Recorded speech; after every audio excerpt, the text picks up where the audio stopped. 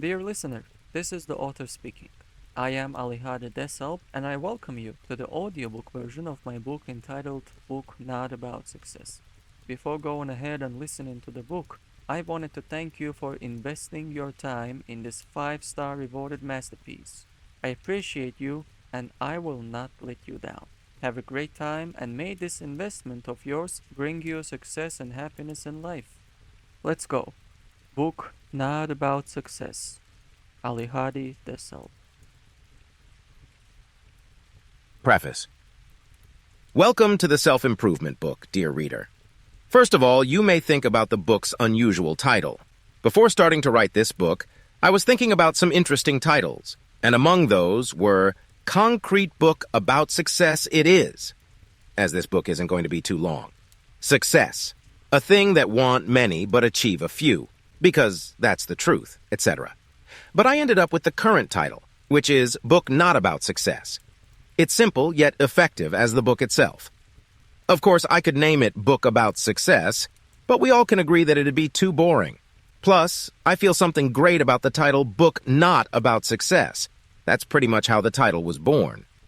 So I welcome you to the Book Not About Success. Question 1. What is this book about?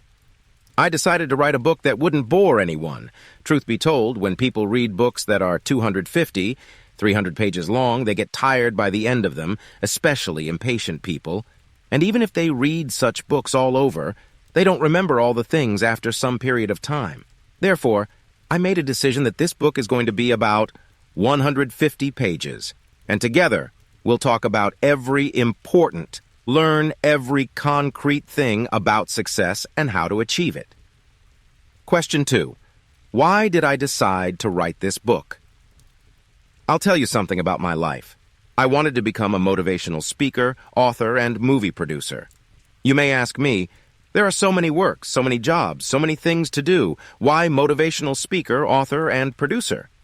In the world we're living right now, people need passion, motivation, someone who'd believe in them, something that'd push them toward their dreams and goals. There was no one motivating me to reach my goals. I know how awful it is, so I don't want to let anyone go through the sadness and loneliness that I have gone through. My goal is to help to change this world for the better. My goal is to help people get away from sadness and darkness. In concrete words, I want to help people stay away from negativity, and I want people to achieve their successes. I want to connect this goal to my gift, which is creating, as a writer, motivational speaker, and movie producer. Yes, it's a big dream, but that's what dreams and goals are about. I hope and believe that you'll learn many things by the end of this book. Use the sentences of the book in your daily life and become the person that you dreamed you could become. P.S. I wrote this book the way I speak, as I didn't just want to write a book. I wanted to have a conversation with you, even if we won't be able to meet in person. I'm glad that we have an opportunity to meet each other in this book. I advise you to read the book every month unless you learn and know everything by heart. It's not 250 pages long. At the end of each chapter, I'll give you a piece of advice. It'd be good if you write every single of them down and read them every day. If you're reading this book, I also want to thank you for still believing in your success. That's what successful people do. I'm proud of you. Enjoy. Chapter 1. The Beginning of Everything. I'll share with you 2 of the events that have happened in my life, and I'll share them with you because both of them can keep you up if you feel like falling down. Both of them can make you rise like a phoenix through the fire if you are in that fire. Surprisingly, one of them is about this exact same book. Another one is from the day of one of my academy exams. I'll start with the exam day, and then I'll continue with the story about my book entitled Book Not About Success. These 2 events, I'd even say experiences, put more strength and wisdom into my personality, playing a huge role in my personal development. In this chapter, you'll learn the true value of not giving up, and you'll realize that the fire isn't burning you, it's rather building you. The first story that I'm willing to tell you happened in the middle of 2020. It was my first year at the academy, and it was time for the second semester exams. We had 6 subjects, so we had to pass 6 exams in June. 5 of them were at noon, and the 6th, the last one, was at 9 a.m. As a really smart person, I forgot that my 6th exam was at 9 a.m. I thought it was going to be at 12 p.m. like the other ones. Well, that's a really cool education system strategy to make sure your attentiveness hasn't expired. And I, once again, as a genius, fell into the trap. Here's how it went. I woke up at 8 a.m. on June 29th. It was a sunny, wonderful day outside. Without suspecting anything, I walked into the bathroom, washed my hands and face, brushed my teeth, and made my way out of the bathroom as if everything was absolutely fine. While opening the door of the bathroom to get out, I remembered about my exam being at 9 a.m. It took me 25 minutes to realize that. I'm glad it was only 25 minutes, not more. I opened the door of the bathroom and I was in complete confusion.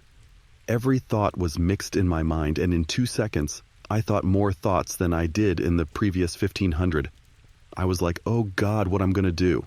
I was thinking, how could I forget such an important matter? Being in complete confusion, I went to check the time, and it was approximately 8:20 a.m. Then there were two problems. One, the way to the academy was 30 minutes long. Two, I didn't get 100% ready for the exam, as I left some studying for the morning. Considering the factor of the way, I thought I could make it there by 9 a.m. Not being ready was another problem. That's when the complete confusion came in. I didn't know what to do, and having no other option, I quickly went to change my clothes to go to the academy. I mean, my idea was the following. Getting a lower grade is better than not attending the exam at all. But that idea didn't stay for long. While putting on my pants, I stopped for a second. I don't know what made me do that, but I stopped for a second. I thought, man, you've been a patient person all this time. You've also been a faithful person. So why don't you just patiently wait and pray to God about it? In all the hard times, I've been putting my faith in God and praying to Him. God was my only hope at that moment because I could not fail my exam, as it would cause really big problems in my life. I decided to wait until everyone was gone so I could pray to God alone. I didn't tell anybody about the situation. I just acted as if everything was absolutely fine. I do deserve an Oscar for that. Anyways, I waited until I was alone, and I started to pray to God. I don't exactly remember each word that I've said while praying, but I for sure remember some of my prayers to God while talking to Him. I kneeled on my bed, and here's what I said. God, until this moment, you've never left me alone. Whenever it was hard for me and I'd pray to you, you'd always come to my help. I've learned to trust you in every hard situation. Now, today, something like this happened. I forgot the time for my exam and I don't know what to do. If I fail this exam, it'll cause many problems in my life. I don't want it, God. I don't want it. So I have no other choice but to pray to you and ask you for help. I've learned that everything happens for a reason. God, please help me to get through this situation. I don't know what you'll do and how you'll do it, but I trust your plans. I will put my trust in you. I'll learn everything that I need to learn for the exam, and I'll go to the academy for the noon's exam. I trust you, God. I trust you. Thank you so much for everything. Thank you. These were my prayers. This was my conversation with God.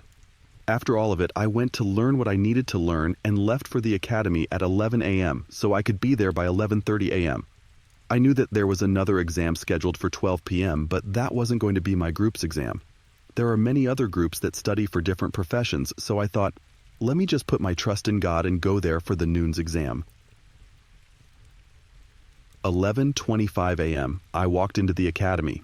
I was looking for my teacher to ask her for guidance.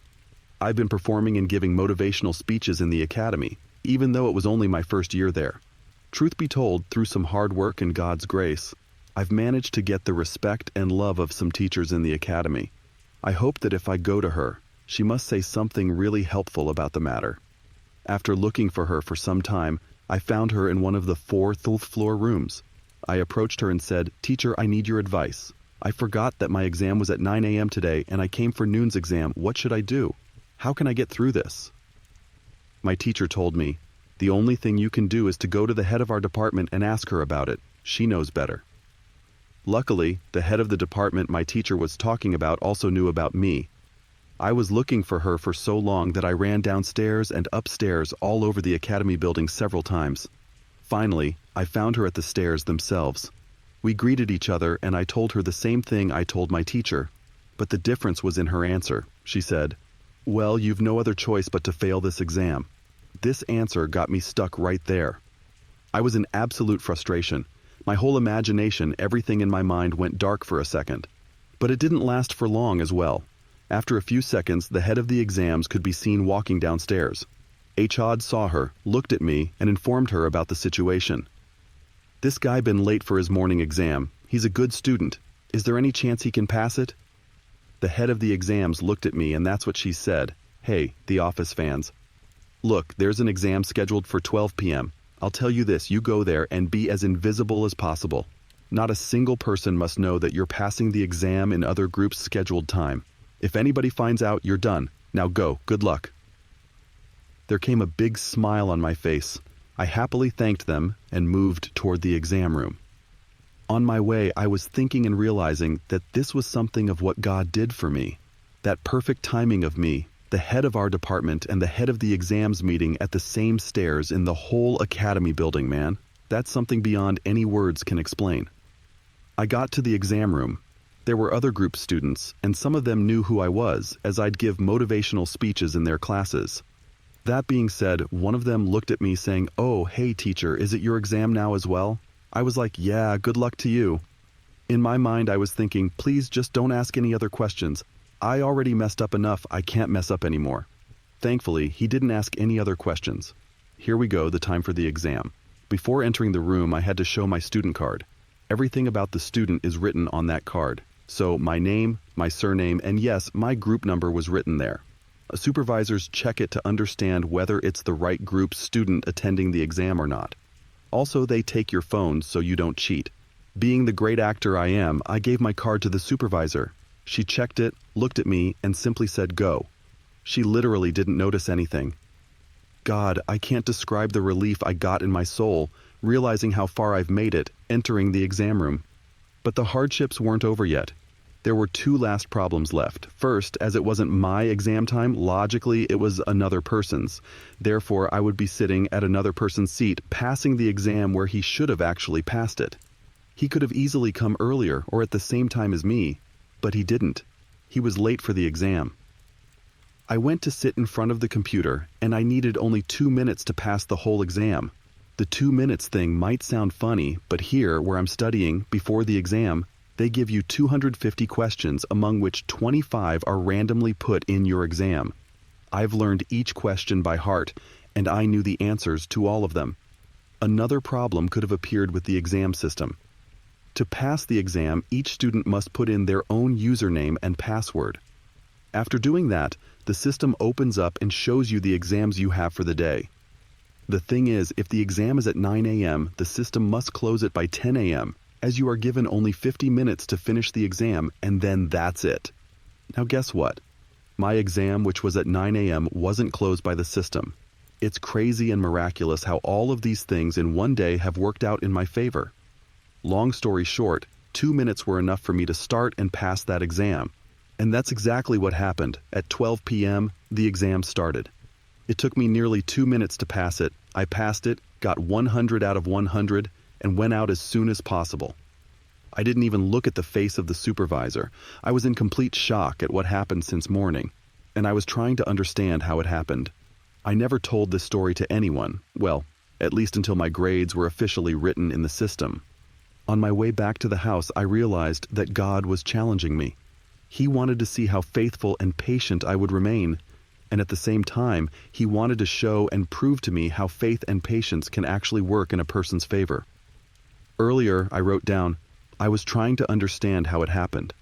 Steve Harvey once said, "How to is not your business." Till that day, I thought I knew what he meant, but only after June 29th, 2020. Only then I truly realized what he was trying to deliver. See, most of us folks think about the how this will happen, how will I do this, how I will do that, how God will make this up for me, how. By thinking about the how, we forget about the wow, and that wow is the result of what God can gift us. Faith isn't about questioning the how, it's about being sure that the how is already solved. Faith is about being sure of wow. When I prayed, I said, God, I don't know what you'll do and how you'll do it, but I trust your plans. I will put my trust in you. The same day he showed me that even when I'm not sure, he's in control. He proved to me once again that faith and patience never stay without rewards. This story of not giving up and instead putting faith into work shows how great your life can be if you just, with faith and patience, keep going and put your trust in God. The second story that I'd like to share with you is about this exact same book Not About Success. This book has actually got a very heartwarming and unique story. I'll take you on a trip through my life so you know more about me, as well as get a clearer idea of how I've got to where I am today. Everything started in 2019. Back then, I was studying at school. I was near my English teacher, Yagana Temurova, and suddenly, she showed me a paper about an essay competition. She showed me the paper and advised me to participate in that essay competition. I wasn't sure about my decision until I saw the topic entitled, "What is most important in life?" Right after seeing that topic, I dead straight told my teacher that I'm going to write the essay and send it to them. At that period of my life, I was sure that I knew what was important in life, and I wasn't wrong about it. For until 2019, I've gotten through a pretty good amount of hardships, and each one of them gave me a slight idea of what actually the most important thing in life can be. The word limit for that essay was 800. So basically, I shouldn't have written more than 800 words. But I asked myself, do they really think that anyone can explain the most important thing in life just in 800 words? Asking myself this question, I showed no care to the word limit. I wasn't trying to write something just so it'd be there. My goal was to share everything true I've gained through the journey of my life, so anyone who'd read it could learn something new and get affected, as well as inspired by me in a good way. Having this as my goal, I wrote an essay that contained more than 1,000 words in it. When I was at school, another teacher of English who knew me asked me about how the essay thing was going. I informed her about the essay being more than 1,000 words, which she didn't like, saying, "You should make it less. They will not like it. You won't be able to win anything." I smiled at her, but in my mind, I said, "Let me win and you'll see." Yes, my dear friend, that's the type of belief you must have in yourself if you're reading this book. Never let anyone tell you what you can or cannot do. They don't have the vision that you have, and what I'm about to write next is a clear proof of it. May 20th, 2019. I got an email from the competition. Results came in. I remember how I was lying on the bed while checking my emails. There was written, "The winner of the second place, Alihadi Desselb." I literally remember the way I started to scream out of happiness, jumping right out of the bed, celebrating it. It was the first time I ever wrote something in English, and for the first time, I won second place in a contest. The contest included all schools in the city, and they've chosen 80 essays, among which was mine too. I couldn't believe it, as the way I wrote that essay was grammatically incorrect. However, at the beginning of the essay, I let them know that my English wasn't perfect. I was genuinely happy after seeing this news. I didn't know what to do. Call my teacher first? Call my father first? Cry? My mind was blown. What I did, though, was thanking God. I knew it was His work. I prayed, I worked, I put my trust in God, and among 80 essays all over the city schools, I won second place. I won it with grammatical mistakes, writing something in English for the first time in my life. How so? I knew it was all God. That's why I thanked Him. I've read once where it says, "Don't forget to thank God when you get what you asked for." Then I called my teacher, told the news to her, then to my father, to people in my family, to friends. I was very excited because it was the first time something like that happened to me. Even the director of our school congratulated me personally in her room, which meant a lot for an insecure personality like myself in the past. Those days were the beginning of the great writer. On May 27th, I went to their university to get my award. Before calling me to the stage, Dr. Morris Roller himself said in front of the whole audience, "The reason we chose this essay as the winner of second place is that this one was written uniquely." While reading, you could sense the feelings the writer has and feel as if you're not reading something, but listening to the person. This essay was written sincerely from the depths of his heart, and that's why we chose it as the winner of second place. Congratulations, Alihadi. You can't even imagine what those words did to me. Man, that was beyond special. I wanted to go up on stage and tell some things to the audience, as I wanted to inspire all the people in there. But back then, my insecurities and lack of belief in myself didn't let me do so. Yes, I wasn't the one I am today. I was a scared guy with a teaspoon of insecurities and tablespoon of cowardice. My heart was beating so fast that it could win a 10-mile race in 10 seconds. That being said, I got to the stage, accepted my award, stood there for some pictures, and then headed back.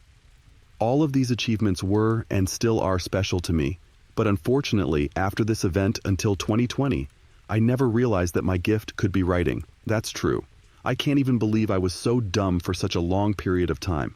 I was thinking about being a motivational speaker, as I thought that what I wrote was a motivational speech, not realizing that it was far more than that. It wasn't just a motivational speech, it was a masterpiece. A masterpiece that I could talk about for hours. A masterpiece that I could write books about. A masterpiece that could inspire hundreds of millions of people all around the world to achieve great things in life. I never realized these until 2020. However, there's no way I can look at it negatively, as my stupidity could have continued for more than just a year. I'm so grateful for God opening my eyes early in life, guiding me and leading me to my gift. Before this self-help book, I was writing a book about dragons with hopes of making a movie in the future about it, as in the case with Harry Potter books. But then, when I was watching motivational speeches of Steve Harvey, I got the following idea in my mind out of nowhere. What if I write a book about life? I have been through so many hardships, learned even more things, and achieved plenty of successes until now. Why wouldn't I write a book about life and success? That's when I started to write this book, right after getting the idea in my mind. Since then, my main purpose in this life has never changed. Alihadi wants to change the world and make it better than it was before.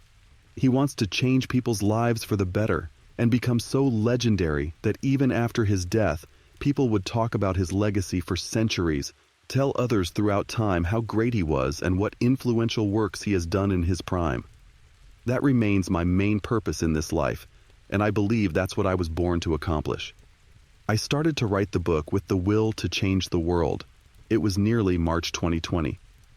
Since that date, many things have been happening with this book, as well as with me. There were times when I wanted to give up, as the thing was so hard that I didn't find enough strength in myself to continue what I started. But I urge myself to mention that there were also times I'd have tears reading my own book, being in shock at what I'm capable of as a masterpiece writer, as I call it. Long story short, it has been a wild journey. But one of the wildest things that happened to this book is about the Reader's Favorite Book Award contest. Most people don't know, but I wanted to publish my book after writing nearly 80 pages of it. I wanted to publish it where I lived, in Azerbaijan, as I didn't know where else I could do it. On the internet? No way, I don't trust the internet. In another country? Nah, I barely collected money for the publishing house, therefore I thought, that's it, I wrote a book, it's all good. Let me now go and talk to the publishing house and publish it.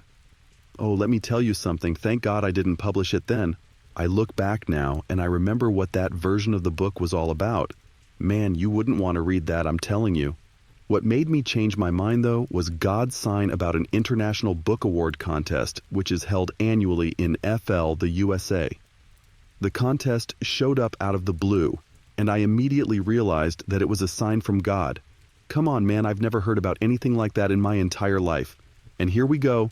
Once I write a book, there comes the news about the International Book Award contest that's held in the USA, also known as my dream country.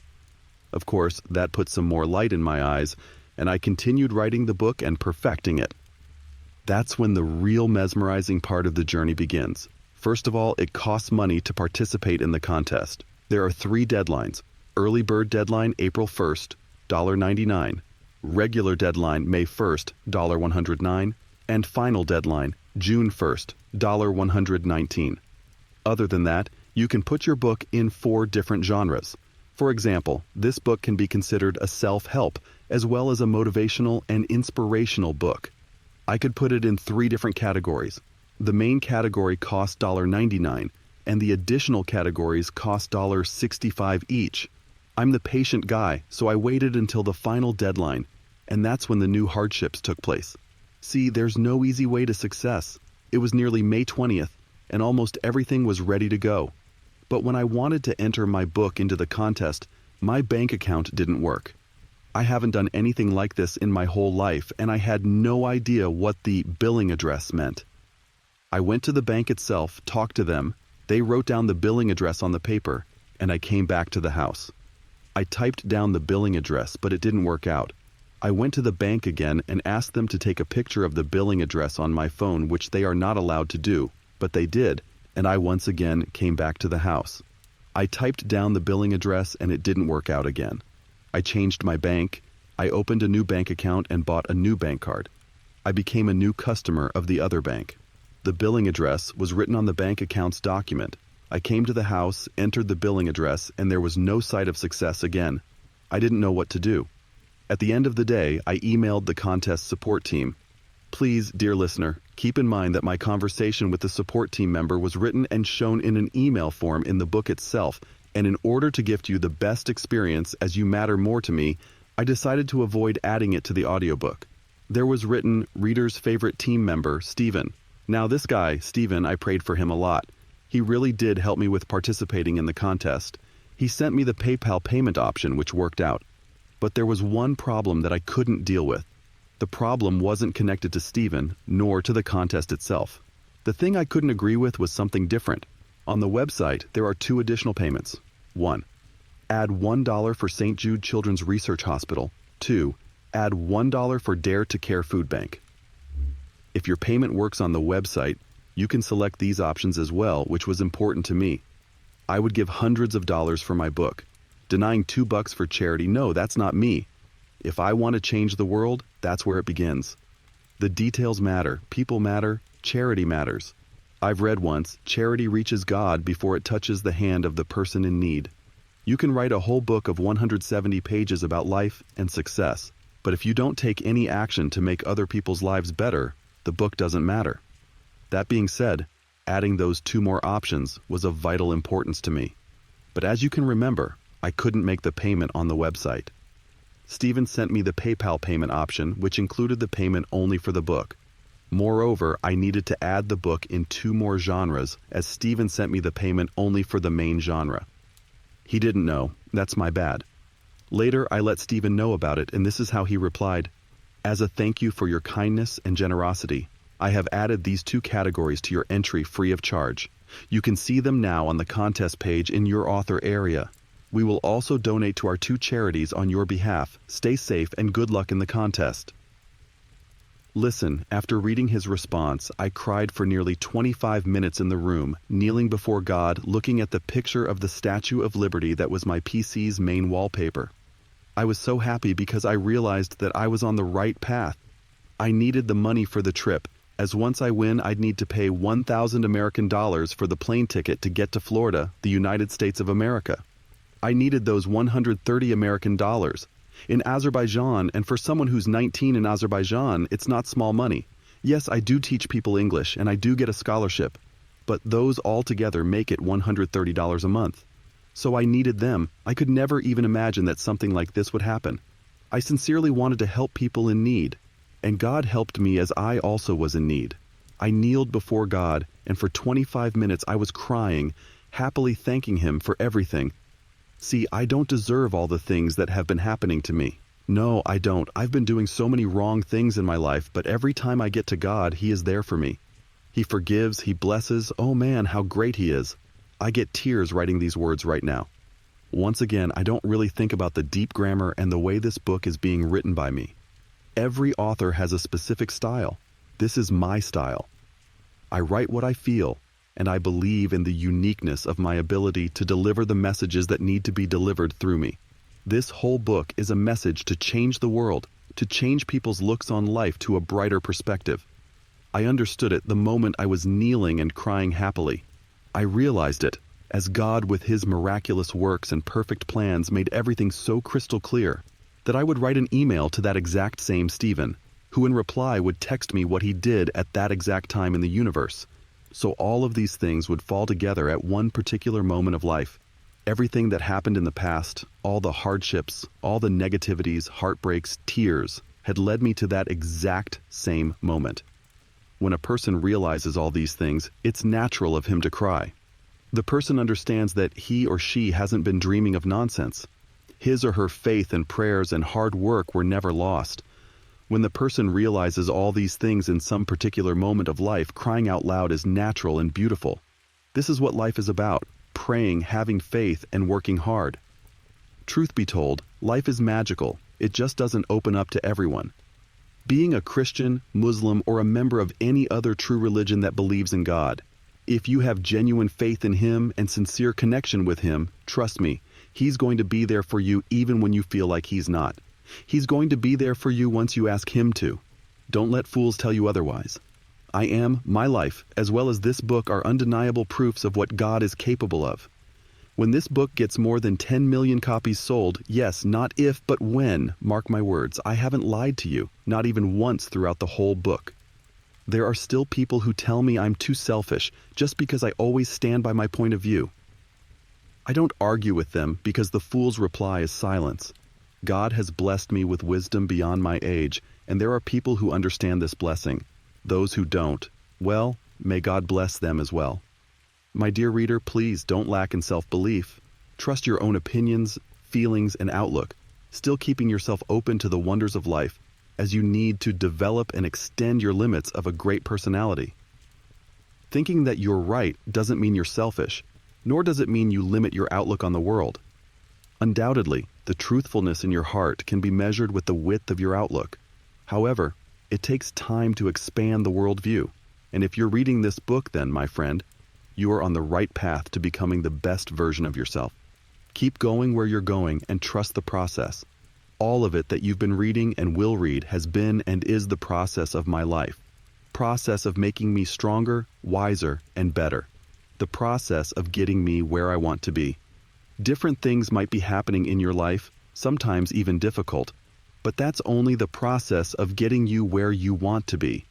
You ask God to give you something, and He's going to give you whatever it is, if it's meant for good. But in order to get what you ask God for, you need to become the person who can receive it. Under no circumstances do I doubt your abilities, for I believe in your mental, spiritual, and physical power.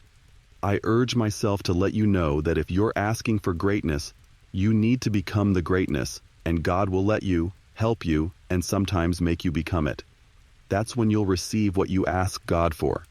There are many self-help books that talk like, in order to achieve what you want to achieve, you need to work on yourself and be worth it. But they never explain what you have to do to work on yourself, and therefore be worth what you ask God for. Neither can I. You know why? Because each person's journey is different. There are nearly 8 billion people on Earth, and each one of them has a different and unique journey in life. God will guide you and help and sometimes make you become great according to your journey.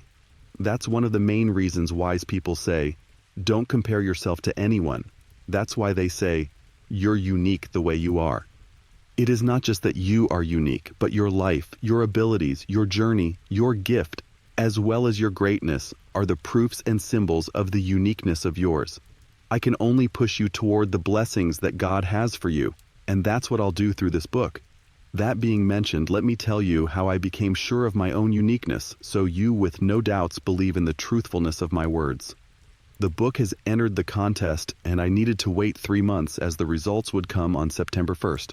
I prayed till that date, saved more money, and believed in my success.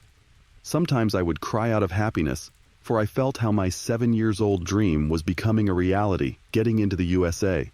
I'd imagine myself in the airplane, looking out of the window, seeing the promised land, and crying happily while looking at the gorgeousness of American nature. I'd imagine myself walking down Los Angeles, New York, and crying happy tears, driving on American roads in a classic American car, listening to jazz and blues and country songs. Oh, what a beauty, especially for a car, jazz, blues, and country lover like me. My love for the United States of America is beyond what I can describe. Imagining all these in my mind, I'd cry out of happiness as I've been dreaming about these for 7 long years. Finally, here's my moment. I will win the contest, be invited to Florida, and reach my dream. These kinds of thoughts were running through my mind. However, unluckily or luckily, my dreams, visions, and thoughts didn't come into reality, at least in 2021. September 1st, 2021. I woke up in the morning and my heart was beating the way it has never been before. I've participated in many events, performed in front of the ministers, but never has my heart been beating the way it did that morning. I got up from bed and, having a clear faith in success, entered the Reader's Favorite Book Award Contest's website. I logged in, checked the news, and saw the following. Unfortunately, you didn't place in the contest. If until reading that sentence I was flying above the clouds, after reading it, you can pretty much say I was crawling beneath the earth. It's like a kid who's waiting for Santa Claus but instead gets the Grinch. It's like the weather forecast says that tomorrow will be a sunny day outside, and you wear summer clothes, but instead it rains on you with some powerful wind on your face. When I read that, I fell down. You could say that I was mentally hit by the mighty punch of Mike Tyson. I spiritually fell down. I was thinking, I got through all the 3 important steps of success: prayers, hard work, and faith. At the end of the day, how come didn't I achieve what I wanted to achieve? Everything that happened till this moment was showing me that I'm going to win. How didn't I? I was speechless, to be honest. I even started to think that all the prayers I've been praying, all the hard work that I've put in, and all the faith that I had are just some lies I've been telling to myself and doing all this time. May God forgive me, but I thought that God isn't even real for a couple of seconds. Imagine doing all this work, praying for months, having faith, crying, and at the end this? My mind was occupied by the thoughts of darkness. I'd like to emphasize the word darkness, as those thoughts were given to me by devil. My friend once sent me a voice message crying. She told me that she can't stand people anymore. She's also an English teacher, and on that day she had a lesson with one of her students. I don't exactly know what happened, but the student did something that made my friend cry. She told me that it was hard for her to deal with people.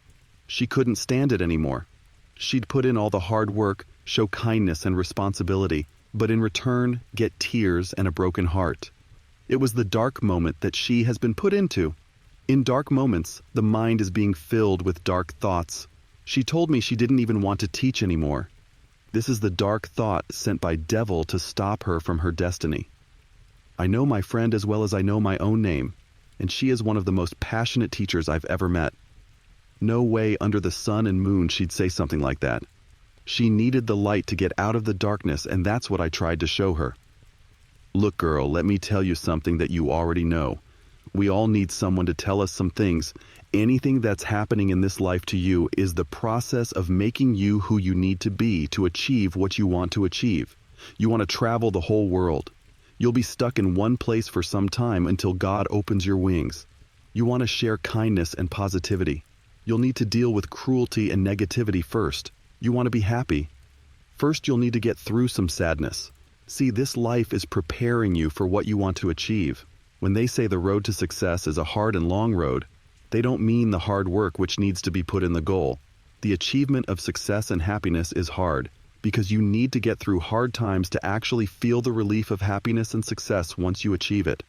So all the things that happen to you, sad things, negative things, tears, heartbreaks, until today led you to our meeting in the morning. The negativity you got in the evening led you to this message that you needed to read at some point of life. Therefore, don't give your high-quality gold in exchange to some poor silver. Every failure is a lesson if the person is wise. I believe in your wisdom as much as I believe in you and your dreams. What happens must not be forgotten, but forgiven. That is when we achieve the peace of mind, and that is what makes us human beings. Anyone who doesn't realize these things haven't discovered the miracles of life yet.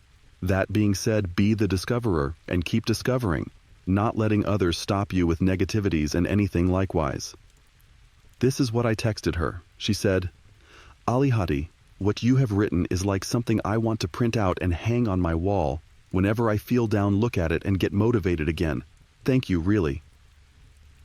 My message to her was a glance of light in the darkness, as this book is a glance of light that I'm writing for you, dear reader. Throughout my life, I've learned that whenever a person feels sad or heartbroken or negative, the first thing that comes to the person's mind is something dark. God has taught me that in advance, He has prepared me for such moments, and I used the given wisdom the way I must have. As you can guess, I have also used it in the situation of the contest. I said, okay, God, you've been blessing me with wisdom all this time. You've told me that there's no success without failures. He told me through videos I've been watching and people I've been following. I will not let evil thoughts get control over my mind, and I will keep putting my trust in you, as you know more than I do. I might not understand what you're doing now, but this must be a process, a part of getting me to even greater successes. I wasn't wrong at all, as by the time I'm writing this chapter, we're starting to work on a short movie about my life and this book, which has made me a movie director, screenwriter, and producer in my 19th age. I wasn't wrong, as the Bible says. For I know the plans I have for you, declares the Lord, plans for welfare and not for evil, to give you a future and a hope. Jeremiah 29:11. I realized that this was the turn-back moment Steve Harvey would often talk about. I could have stopped, which would prevent me from adding new chapters to my book, as well as becoming a movie director/producer and screenwriter. This example proves that while you see no way, God's at work making more and greater ways for you. At my turn-back moment, I didn't turn back. I moved forward. That to be done requires a great deal of courage and faith, which I will encourage you to have throughout this book, my friend. See, my life is a story that can encourage anyone who's in need of encouragement. Not writing this book would be very cowardly and poor of me, and I couldn't let that happen. With these in mind, I continued to work on the book, as my faith has risen after the failure. My book didn't win the contest, but it got a remarkable notice from an official reviewer, Daniel D. Statz. This is what he noted. Alihadi Desselb has a unique style of writing. In book Not About Success, Alihadi writes as I imagine he speaks. His style is informal and personal. He writes as if he is sitting down with you and talking to you. Alihadi lives in Azerbaijan, which shows in his writing style, and his guidance is homespun wisdom. While some books on success can be a struggle to read, this book is easy to read and understand. There is no technical jargon, and the language is conversational. Alihadi uses comparisons and contrasts between successful and average people to show why the successful succeed. The reader of this book will begin to know Alihadi and what drives him. The reader will learn that he has a deep passion for success. He spends time working on making his dreams become a reality. Alihadi shares his enthusiasm and attempts to ignite your passion for success. To be fair, I don't think that my writing style depends on the place I lived, as this gift is something far beyond any understanding of place or country. More than that, my wisdom isn't given to me by my parents, but by God. Let me tell you, I was glad to receive this review as another indication that I was heading in the right direction. At the moment, I'm almost finishing working on my book and perfecting it. Once again, when this book becomes extraordinarily successful, you'll know for sure that all the things that are happening in your life are getting you where you want to be while making you who you need to be. Mark my words, and remember that this chapter was added after my failure in the contest. Currently, the first chapter of the book is entitled, What is Success? But I believe that I'll put this chapter as the first one in the place of the previous one, because in order to become extraordinarily successful, or at least understand what the extraordinary success is, the first thing to do is to throw away all the dark thoughts from the mind, as well as all the darkness from the soul, and understand that each failure is truly making the person one more step closer to his or her success. Advice 1. I wrote this chapter so you could have a slight idea of who I am and where I come from. I wrote this chapter so you believe in the truthfulness of the next chapters and overall this book. These and the following experiences that I've mentioned in my book have taught me many important lessons of life. The strength and faith that I have received from them brought me to the place where I am today. Therefore, the next chapters of this simple yet effective book are going to be about what I've learned throughout the lifetime of mine until now. It will also reveal the secrets of a happy and successful life. I hope you enjoy the book Not About Success, as I believe that God brought me through all of the hardships in my early ages, so I deliver the valuable information to you, dear reader, through my gift creating. This means that you too will participate in the process of making this world a better place. I believe that God has taught me all the things mentioned in this book, so I become one of the first unique people to change the world from an early age. If you're reading this book, know one thing for sure. You are on the path of achieving greatness.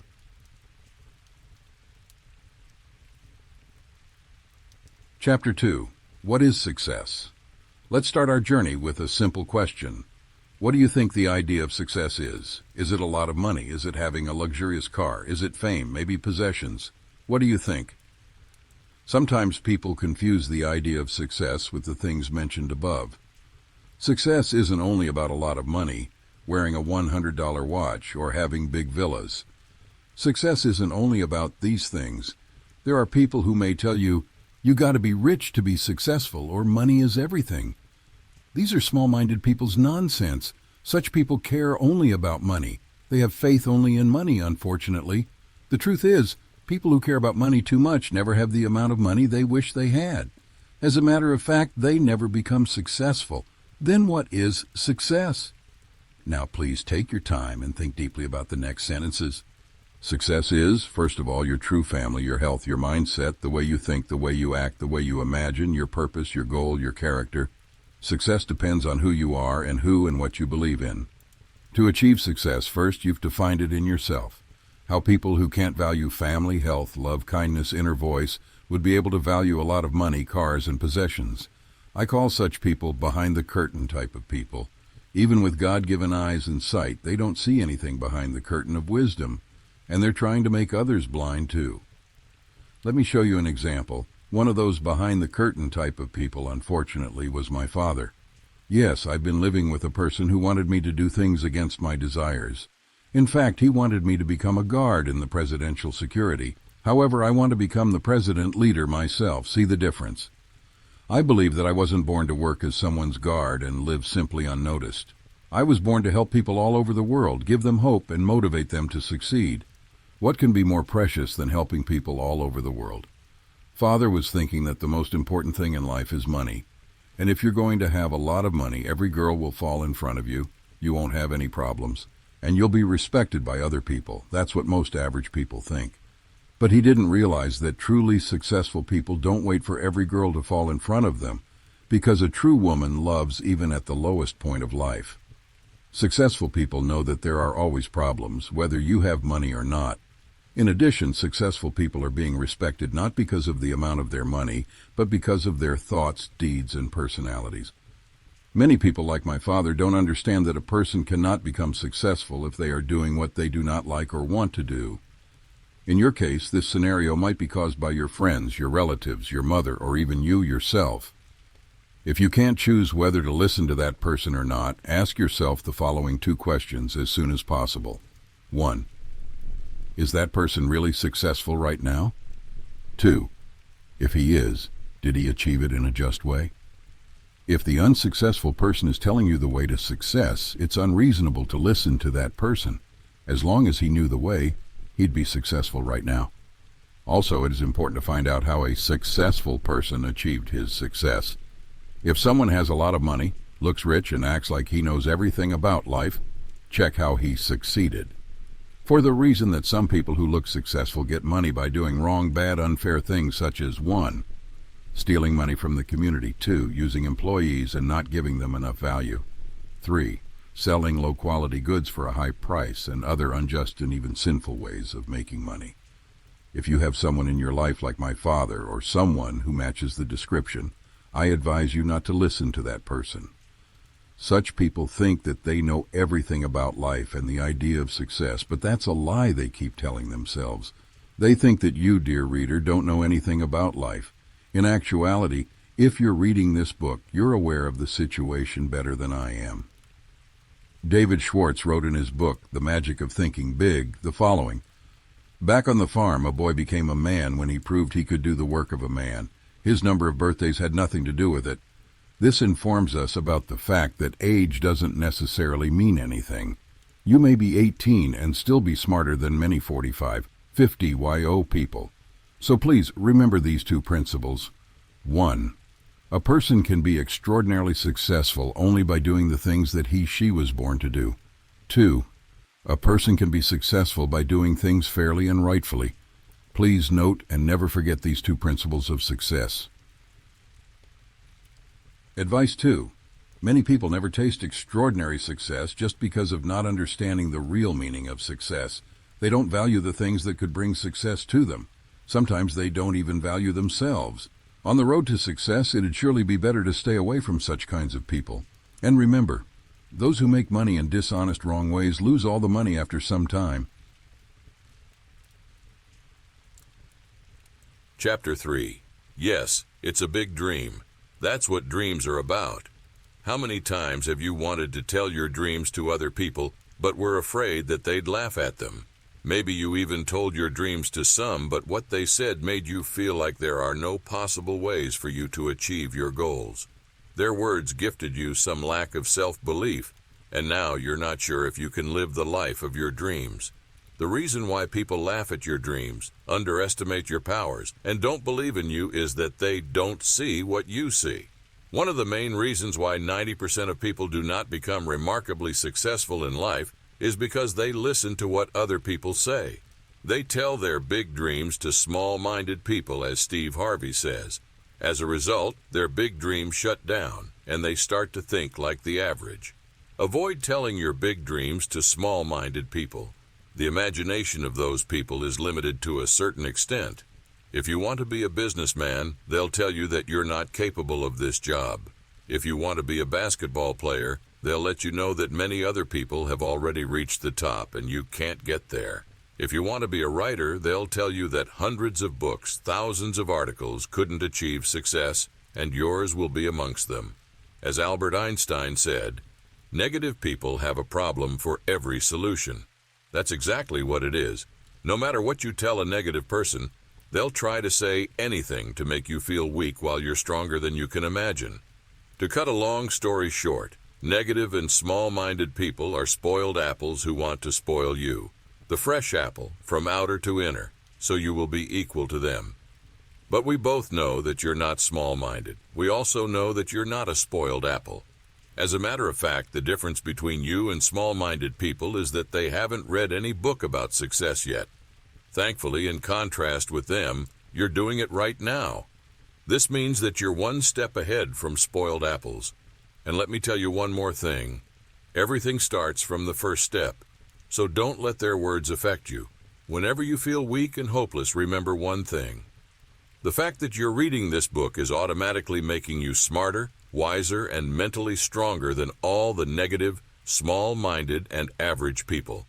Now what really matters for you is your choice between 1. I'm going to listen to ordinary people and shut down my extraordinary dreams, failure, or 2. I'm going to do the things that will help me make my dreams come true, and I'll prove those people wrong, success. The right choice between these two options is the solution to the problem we talked about in this chapter. Therefore, if you want to be highly successful, and if you want to live the life of your dreams, you have to make this important decision. What you choose now will affect the things that are going to happen in the future. Advice 3. There will be many people who won't believe in you. They'll try to make you think like a failure because they are failures themselves. Their negative words may gift you a lack of self-belief unless you make the right choice between whether to believe in them or believe in yourself. Make sure that you make the right choice. Be smarter than average, be wiser than average, and be stronger than average always. Don't get me wrong, there are really nice average people who enjoy their average lives and are happy. But if you remember in the beginning, I mentioned that this book is dedicated to ordinary people who want to become extraordinary. What you choose now has a lot to do with what you achieve in the future. Chapter 4. Inner Voice. This is the voice very few people can listen to. It can help you in every difficult situation. Most people don't even know what it is. As you read this chapter, you will develop an understanding of the inner voice and how it can work to your advantage. You'll realize how the inner voice can help you become a better and nicer personality. The first thing we need to understand about the inner voice, it always tries to speak with us. Every time before sleeping, writing, listening, drinking, eating, making a decision, in one word, always, the inner voice is trying to speak with us. Every single person has the inner voice, but only a few develop it and continuously listen to it. Here comes the question. If the inner voice is so useful, why wouldn't people listen to it? Well, I said the inner voice is useful. I never said it's easy to listen to. Many people do not so good things such as drinking alcohol, smoking cigarettes, hurting nature and animals, hating others, hitting the child, starting quarrels, stealing money from the community, lying, breaking someone's heart just because of ignoring their inner voice. It's a fact that the inner voice is something that always tries to help us become better and nicer people. Let me explain how this works. Fast food is harmful to health and you know it, but it's very delicious. Whenever you think about it, you want to buy and eat it. But every time you decide to buy fast food, something inside you tells that you shouldn't do it because it's harmful, if you care about your health, of course. You feel some pressure inside you that's trying to tell you, hey, what are you doing? Why you do the thing that you understand is harmful to you, and you can hear it only for 1 second. Then it disappears. Successful people are those who listen to it for 1 second and develop it day by day to 2, 3, 4 seconds. Successful people are the ones who want to buy fast food but don't do it, which becomes the right decision. You may ask me, how making a decision about fast food can help me achieve success. There's a quote. The man who removes a mountain begins by carrying away small stones. Just think about it. Nothing happens right away. We got to value small to achieve big. Tell me please, if you aren't able to conquer your desire for fast food, a simple daily life task, how are you going to handle the key moments of your life? Let's talk with facts. I'll concretely tell you what the inner voice is. When you walk outside and see a homeless person sitting on the concrete, you want to give him money, help him. That's the inner voice. When you're lying on the bed all the time, something inside you calls you to get up and do the things that could make your life better. That's the inner voice. When you want to get angry at someone and start a fight, something for a second tells you that there are way wiser solutions than quarrels. That's the inner voice. When you're doing sports and suddenly want to give up, there's a voice that's telling you to keep pushing. That's what the inner voice is. It's talking to you all the time, all the time, for your improvement, for your best. So make sure you listen to it. Make sure it helps you become a better version of yourself day by day. Remember, the inner voice and listening to it is one of the most crucial things that you have to achieve in order to make your dreams come true. If you don't obtain it, becoming successful is going to be harder. It will be possible, no doubt, but it will be way more difficult. As I said, to become successful, first you have to find it in yourself. Advice 4. Try to listen to your inner voice every day. Try to discover it. People who listen to their inner voices do really great things in this life. It is one of the rarest things that we can discover. It never shouts. It whispers. Try to catch those whisperings, as they always want your best. When something is wrong, it'll tell you that you shouldn't do it. Don't ignore it. Listen to it and have control of yourself from top to bottom. Your actions, your words, your way of thinking, your speech, your emotions, your personality. Everything. Start today and develop it tomorrow. Repeat it every single day to become magnificent. The inner voice is the center of your emotional abilities. If you listen to it, you'll achieve many great things in life. Remember, the inner voice wants the best and nothing else. Chapter 5. Gratitude. In the previous chapter I wrote, to become successful first, you've to find it in yourself. I'll explain another meaning of it in this chapter. Let me tell you something truly special. Every single human who wants to be extraordinarily successful must know these two extraordinary principles. If you don't value the little, you're never going to have the big. And if you're not grateful for the things you have, you're never going to have the things that you dream about. These two principles are seldom considered by most people. Life is designed in such a way that you need to appreciate everything you have to get more. That's how it works. Zinedine Zidane, well-known soccer player and coach, once said, "I once cried because I had no shoes to play football with my friends, but then I saw a man who had no feet, and I realized how rich I am." Some people complain about not having a car, while some wish they had the legs that complainers have. Others complain about the food, while people in some countries are starving and wish they had the food that complainers have. In the second chapter I wrote, sometimes they don't even value themselves. That's another reason why I wrote it. If you ever thought that you don't have enough belongings, or if you ever looked at someone's possessions and got jealous of them, take a moment to look at yourself. Realize the blessings that you have. Every single thing that you have is a blessing from God. Even if you have no legs but arms, let's thank God for the arms. Let's not complain about not having legs. I don't have a mother. She left us when I was 9. Yes, it's been hard, but I shouldn't complain. My father hardly understands me, but that teaches me to remain patient and faithful during the hard times. Whatever happens to us makes us stronger, believe me. This whole book is an example of it. We shouldn't move to the negative side. Gratitude is important. We've got to understand this. Everything in life happens for a reason. Nicholas James Vujicic, an Australian preacher and motivational speaker, was born with tetra amelia syndrome, a rare disorder characterized by the absence of all 4 limbs. But it didn't stop him from achieving his goals. It didn't make him give up on his life. You can search on the internet and see how passionately he gives motivational speeches and encourages people. He is grateful for having the opportunity to live this life, to breathe, to motivate people, to have a chance to make a change in this world. The question is, if he can achieve so much, why can't you? As he said, you may have arms and legs, but unless you know 3 things. 1, who are you and what your value is? 2, what is your purpose here in life? 3, what is your destiny when you're done here? If you don't know the answers of any of those 3 questions, you're more disabled than I. Let's not let negativity win us over. There are many, many things that we can be grateful for in this life. Just think about it. Don't let negative thoughts take you down. The inner voice tries to support people when they begin to believe they are failures, but they tend to ignore it due to the negativity and lack of self-belief they have. It's the truth. You must know that you're unique. There's no other you except yourself in this life. So make sure you live this life with positivity and gratitude. Don't let anyone or anything stop you on the way. If you ever feel like it's impossible to achieve your success, remember that there's no easy way to success.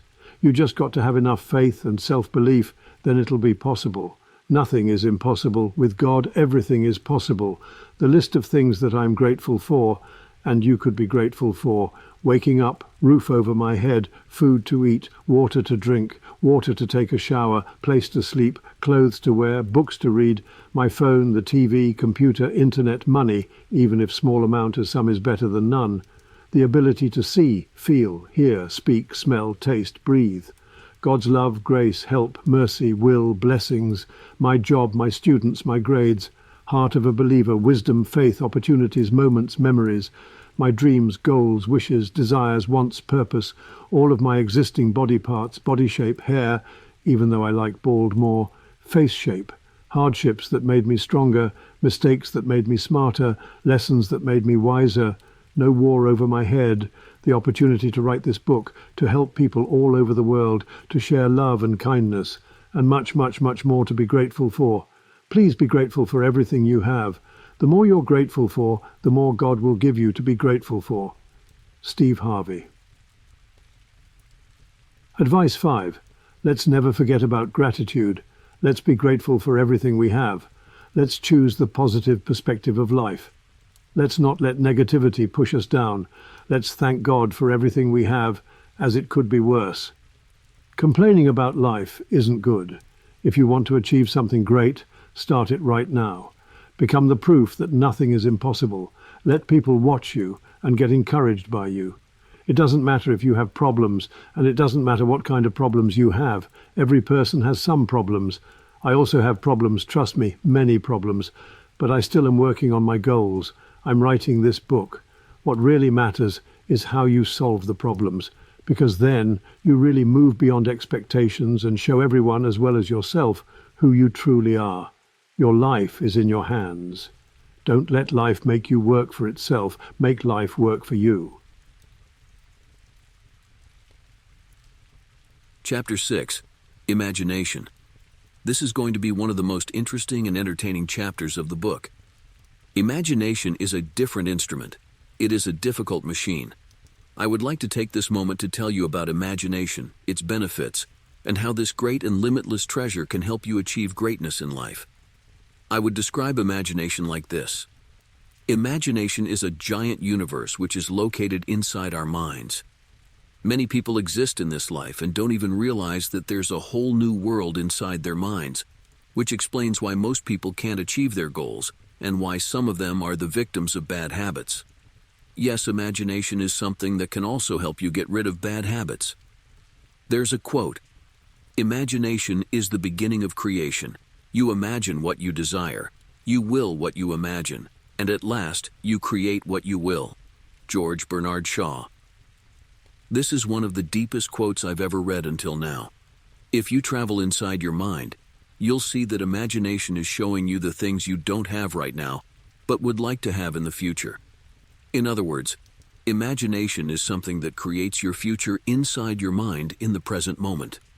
If you see yourself as a director of a company, as a popular sportsman, or as a well-known motivational speaker, that's the imagination telling you about your future. But it doesn't mean that everything you see in your imagination is going to happen. What do I mean by that? The fact is, you mustn't waste your time doing nothing about your life and telling yourself, "Everything I imagine will happen one day." If you think so, I'm sorry to inform you, you think like a failure. All the things inside your imagination are the ones that could happen in your life, if you take action about them. As it's written in the Bible, "For as the body without the spirit is dead, so faith without works is dead also." James 2:26. God put all those visions inside your imagination to let you know that you can have them in the future. If you see yourself as a writer, God put it in your imagination to let you know that you could become a writer. But well, how a person can be a writer if he doesn't write anything? If you see yourself having a villa in the future, that means you may have it in the future. If you see yourself as the owner of a luxurious car, this means you may be the owner of a luxurious car. But you have to take action to make these happen. Pray, work hard, believe, repeat. Your imagination is a new world that could get into reality if you work on it. That's why George Bernard Shaw said, "You imagine what you desire, you will what you imagine, and you create what you will." For example, if you want to have a body shape of a sportsman, your desire, you imagine yourself as having it, your imagination, and then you work on it and create it. You create what you will. That being said, if you have some great visions inside your imagination, start working on them and turn them into reality. We have one question left on this topic. How can imagination help us get rid of bad habits? Here's the deal. There are two ways of getting rid of bad habits with the help of the limitless treasure. 1. Imagine that everything in this life is alive. 2. Put yourself in the place of a person you may want to hurt. If you're a genuine, kind-hearted person, these will help you get rid of bad habits. If you're not genuine and kind-hearted, then I'm sorry. Success is unavailable to you. Example 1. This is what we're going to do now. If you love movies, imagine one inside your mind. Imagine that everything within you is alive. Imagine all the cells as the people who are controlling the system. You're the head of all those people. If you love cats, imagine it like a cartoon. Imagine that cats are talking to themselves and controlling your body, your inner body. You wouldn't like to hurt the ones you love, would you? When you'll do harmful things to your health, thousands of cells, people, cats, will die inside you, which in fact will cause your death too. That's it. You're done. Bravo 6, going dark. Hey, gamers. Imagination is a great tool for preventing this from happening. It's really all about imagination. No one has to know what you think inside your mind. It's your life, and it's your imagination. You do it for your best. By using this method, you're going to get rid of bad habits and become a better version of yourself. If you don't want to become a better version of yourself, then there's no need to read this book, because success isn't only about a job or work. Success is about everything in your life, which also includes your health and personality. The only thing you have to do is create a worthwhile movie that you think everyone would like. Become a director of your own mind. You'll notice its benefits. Example 2. If you want to cut down a tree or snatch a flower, imagine yourself in the place of these two. You wouldn't like to be cut down or snatched. I always imagine so. I want you to be aware of the following. Everything in this life about nature has feelings, humans included. Trees, plants, land, grass, weather, flowers, leaves, animals, everything. Before trying to do anything harmful to nature, we should ask ourselves, if I were in its place, would I like to be hurt? After this moment, before trying to do anything harmful, I suggest you use your imagination and think for a moment. She or he, or it also has feelings. Why would I do this? How would I feel if this was done to me? Asking yourself this question, you'll get rid of hurting people, which also includes yourself, and nature, which means you'll get rid of bad habits, which also means you'll become a better version of yourself. It's all about your imagination. Use your imagination and create a movie inside your mind that'll help you become a better person in reality. Advice 6. Your imagination is the tool that's showing you your future through the lens. It is a new world that could get into reality if you work on it. All the inventions you see were created because someone imagined them. This means that if you work on your imagination, you'll create something of your own too, which is your success. It can also help you get rid of bad habits. Many people do wrong or bad things without even thinking about their effects or results. That's why they get lost. The first step is thinking. The second step is doing. Imagine the benefits and disadvantages of whatever you may do in the future. If it has more disadvantages than benefits, then why waste something priceless on anything useless? Everything about nature is alive and has feelings. We live inside this nature. If it wasn't alive, we wouldn't be able to live here. Let's use our imagination to help it live, not die. By helping nature, we're helping ourselves. Neither hurting nature nor hurting people is a good thing to do. So using your imagination every time possible will help you become a better person in life. Your life is in your hands. If you'll care about your health, think about your actions, and use your imagination, you'll get one step closer to becoming a truly successful person in this life. Chapter 7. Believe in yourself. You may have read about it countless times almost everywhere. Even if you haven't read any other book or article about success, you might have heard these 3 words in almost every motivational speech. I'm here to let you know, this is real. Do you know why most people don't live the life of their dreams? Remember the following and take it as an answer. Success is a big closed door. Self-belief is the key to that door. To enter the room of success, you must have the key. Otherwise, you're going to stand behind that door for the rest of your life. It's as simple as this. 80% of people don't believe in themselves. 10% have self-belief, but don't take action. And the rest 10% become extraordinarily successful in life. Those who achieve the extraordinary success are the people who believe in themselves and work hard to achieve their extraordinary goals. If you think that self-belief means nothing without action, you hit the spot. But let's not rush. We'll discuss that topic in the next chapter. Indeed, people who don't believe in themselves lead a passive way of life. They simply live a life of the average or at times think like failures. There's no chance I can become extraordinarily successful. I'm not lucky enough to achieve my goals. I'm going to fail anyway. Or, other people are better than me. All these thoughts come to mind when a person doesn't believe in himself. There's an interesting fact about life, and I'd like to share it with you. Everything we believe in happens. By saying believe, I don't mean just believing. When you truly believe in something, you have no doubts that it's going to happen. You believe in it with all your heart and soul. And so believing in yourself is also great power. Many people believe in bad luck rather than in themselves. Thus, here comes out another why question.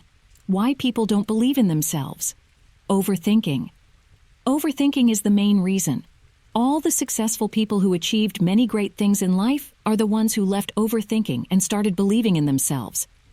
Most folks don't achieve greatness because they overthink like, what if I'm not going to achieve my goals? What if I fail? What if someone else is going to do better than me? These thoughts are the main problems of unsuccessful people. Instead of asking, what if I succeed? They're asking, what if I fail? Let's take a look at some successful people's lives. Walt Disney was fired from the Missouri newspaper for not being creative enough. But he didn't overthink. He created what he believed in, and now his name is famous all over the world. Bill Gates was dropped out of Harvard, but he didn't overthink. He didn't give up. He had enough self-belief and worked on his goals. Now he's known as the founder of Microsoft. Steve Harvey was told he'd never be on TV, but now you can see him on TV and the internet every day, because instead of overthinking, he believed in himself and had faith. Stan Lee was told that Spider-Man was nonsense. He didn't want to get Spider-Man out of his system, even if he had to. He believed that there was something great about Spider-Man, so he put it in Amazing Fantasy magazine. A month later, Spider-Man's debut in Amazing Fantasy came out to be a tremendous success. Hey, Marvel fans. See, all the successful people met victory because they believed in themselves. If you believe in yourself, you too can be amongst such great personalities. There's a saying, a bird sitting on a tree is never afraid of the branch breaking, as her trust is not in the branch but in her own wings. That's why believing in yourself gives you a lot of advantages. It gives you strength, self-respect, self-love, self-confidence, and faith. These are the wings that can make you fly. Personally, I'd rather believe in myself than in the negative opinions of others. We, the people, should change overthinking to belief. It's way better to believe in yourself rather than other people's negative words and opinions. Wise people say, believe that you can succeed and you will. They don't lie. All the successful people you've ever heard of achieved greatness because they believed in themselves and their ideas. Despite this, it's imperative to emphasize that believing in yourself is not the only thing you need in order to accomplish your goals. We'll surely talk about it in the next chapter. For now, remember this principle. Success is a big closed door. Self-belief is the key to that door. To enter the room of success, you must have the key. Otherwise, you're going to stand behind that door for the rest of your life. Advice 7. Self-belief. This is one of the most important, one of the main things you have to have in order to live the dream life of yours. As you can see daily, many people live a life of the mediocre. A big part of them go to 9-to-5 jobs and do the things they don't like doing just because they don't believe in themselves and their powers. They don't have enough self-belief to make changes in their lives. That's the reason why they lead a passive way of life. Again, all the successful people that you've ever heard of are the ones who believed in themselves. If so, why wouldn't you? Don't overthink about anything. Don't think about failures. Think about success, believe in success, and you'll attract success. No lies, only facts.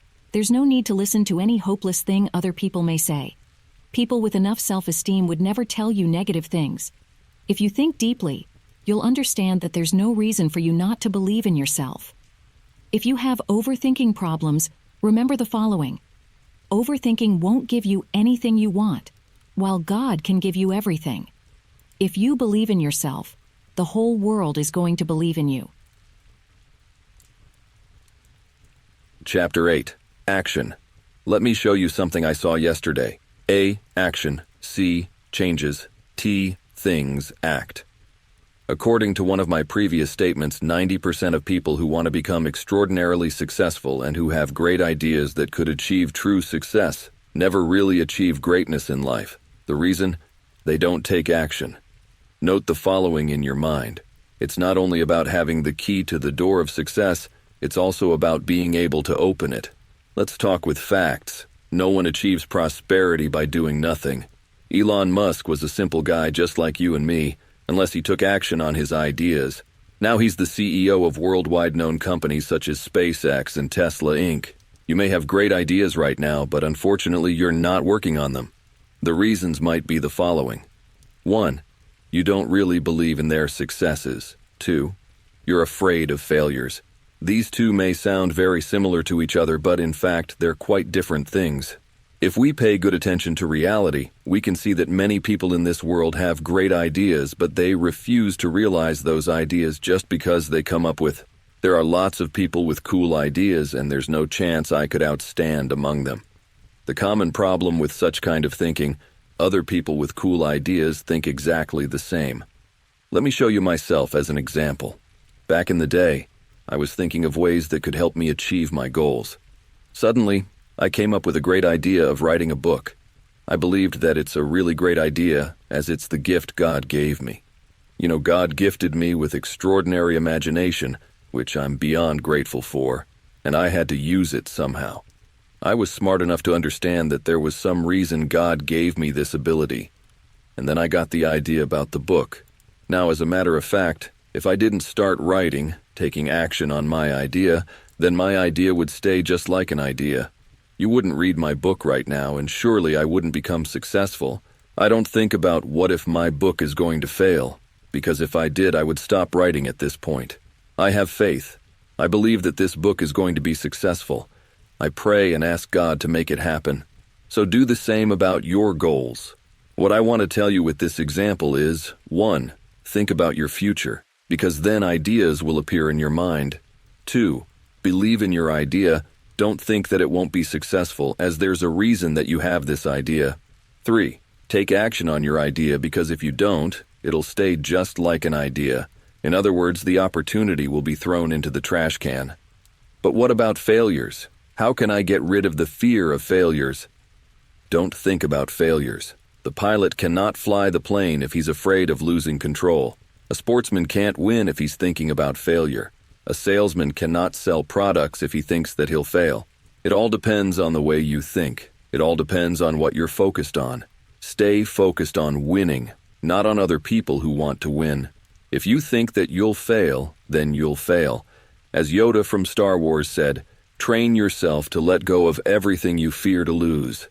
Don't be scared of failure. Make failure be scared of you. Don't let failure control you. Take control over failure yourself. If you want to be exceptional, you must think exceptionally, which means that you must stop thinking about failures because they only exist when you make them exist. Advice 8. Start to take action. Don't tell yourself, I'll start someday. Start today.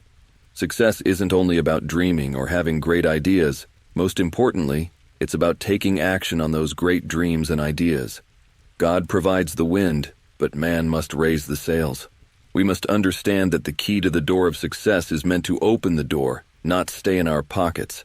That being said, turn your ideas into reality. Don't throw them into the rubbish bin. In addition, forget about failures. If you think that you'll fail, then you'll fail. As great people say, don't be scared of losing, be scared of not trying. Tomorrow is never promised. We may have the hope that God has a long life for us, which is good, but it's never certain. Therefore, let the world see you until it's too late. Take the control. Don't let the failure control your life. Let's not believe in failure when we can believe in success.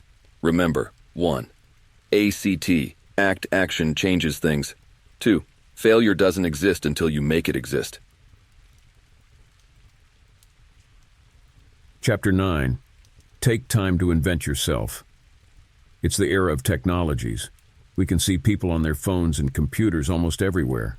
We're lucky to live during the time of new technologies and inventions, or are we? Many people live their lives addicted to phones, computers, watching TV, and so on. All these gadgets make most people get used to them once they get acquainted. In the subway, people play games on phones. In the house, they watch TV most of the time. I know many people who get up with a phone in hand, spend most of their time on it, and go to bed with it too. I bet the TV itself is more functional than such kind of people. All these activities aren't for successful personalities. This is not the way of success. Don't misunderstand me. Successful people also watch TV. They also use phones. There are many good things about TVs, computers, and phones that can benefit people. Some people even do businesses with the help of new technologies. But we're talking specifically about wasting time. There's a difference between extraordinary and ordinary people in this matter. Let me show you an example. Let's call an extraordinary person E and an ordinary person O. E gets up at 5 a.m. His phone isn't near his bed but on the table. He gets up, turns off his alarm, and puts his phone away. He goes to take a cold shower and after 10 minutes gets out of it. He brushes his teeth, washes his hands, and gets out of the bathroom. It's 5:30 a.m. He waits until 6 a.m. to do sports. During this time, he makes his bed and checks notifications on the phone. He knows that the best way to have full energy for the whole day is to start the day with a cold, not so cold in winters, shower, and 30 minutes sport. At 6 a.m., he starts to exercise. After finishing at 6:30 a.m., he drinks water and goes to prepare his breakfast. He has his breakfast until 7:15 a.m. and then prepares for his job. He takes a book to read in his free time. If he's working a 9 a.m., 5 p.m. job, he comes back at 6 p.m. He has 4 hours until his sleep time. He spends his time relaxing until 6:45 p.m. At 7 p.m., he starts working on his dream job. 8:30 p.m., he has supper and watches TV at the same time. It's 9 p.m., and he has 1 hour before bedtime. He works on his goals and then reads a book. At 10 p.m., he goes to sleep. E sleeps a minimum of 7 hours a day. E leads a healthy way of life. He has a schedule.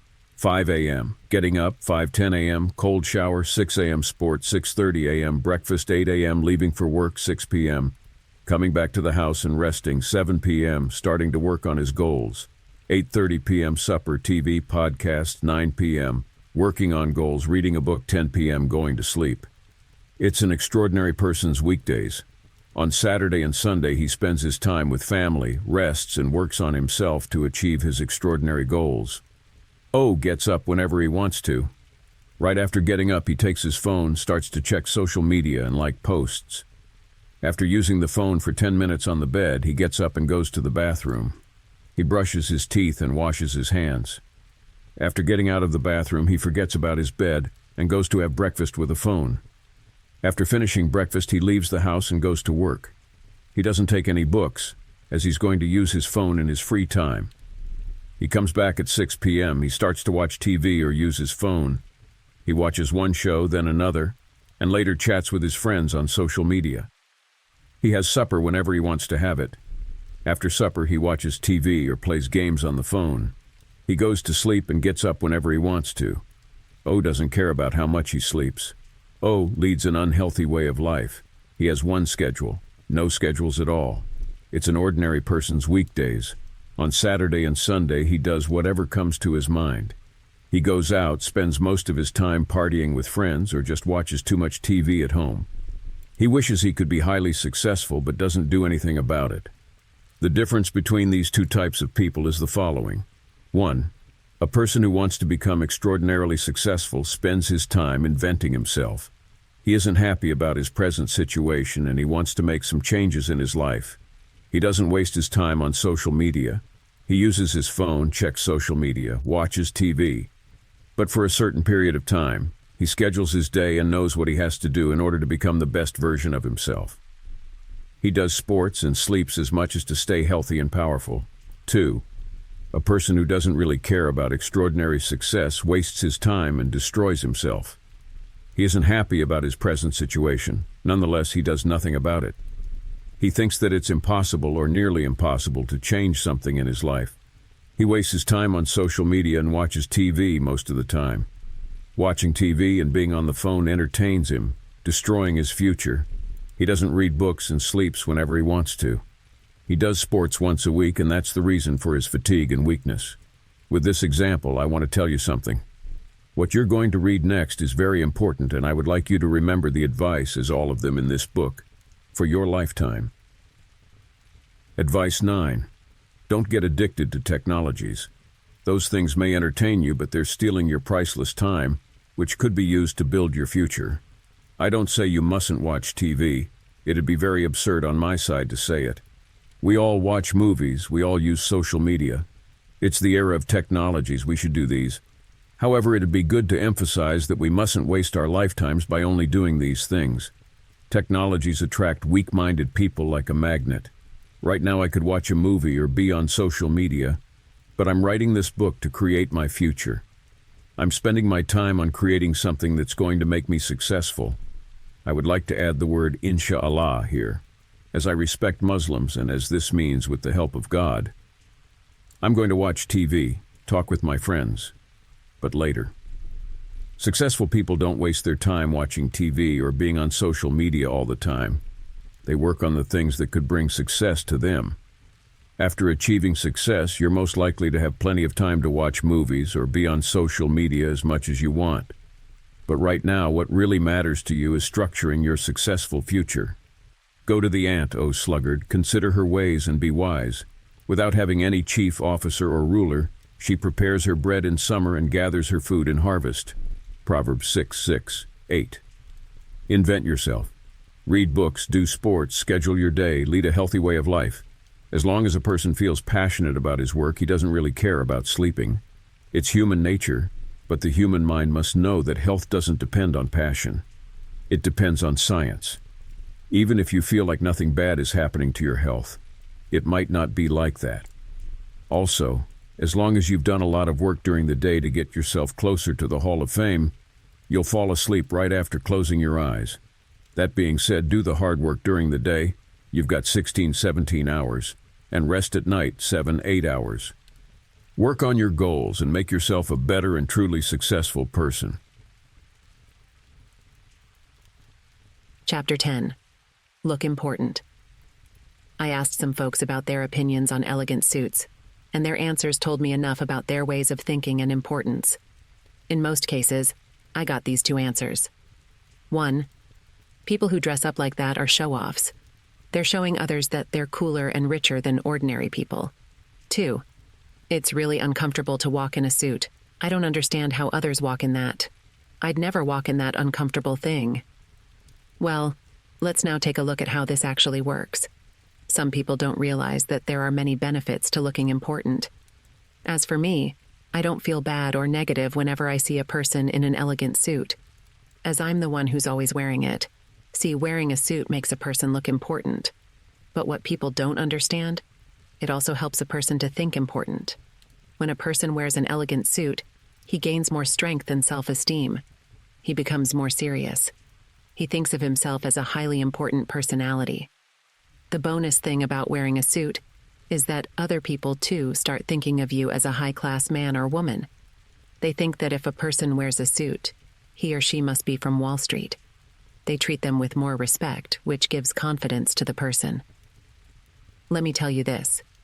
When you start wearing like a successful person, you start acting like a successful person. I don't know what about you, but I feel really comfortable inside an elegant suit.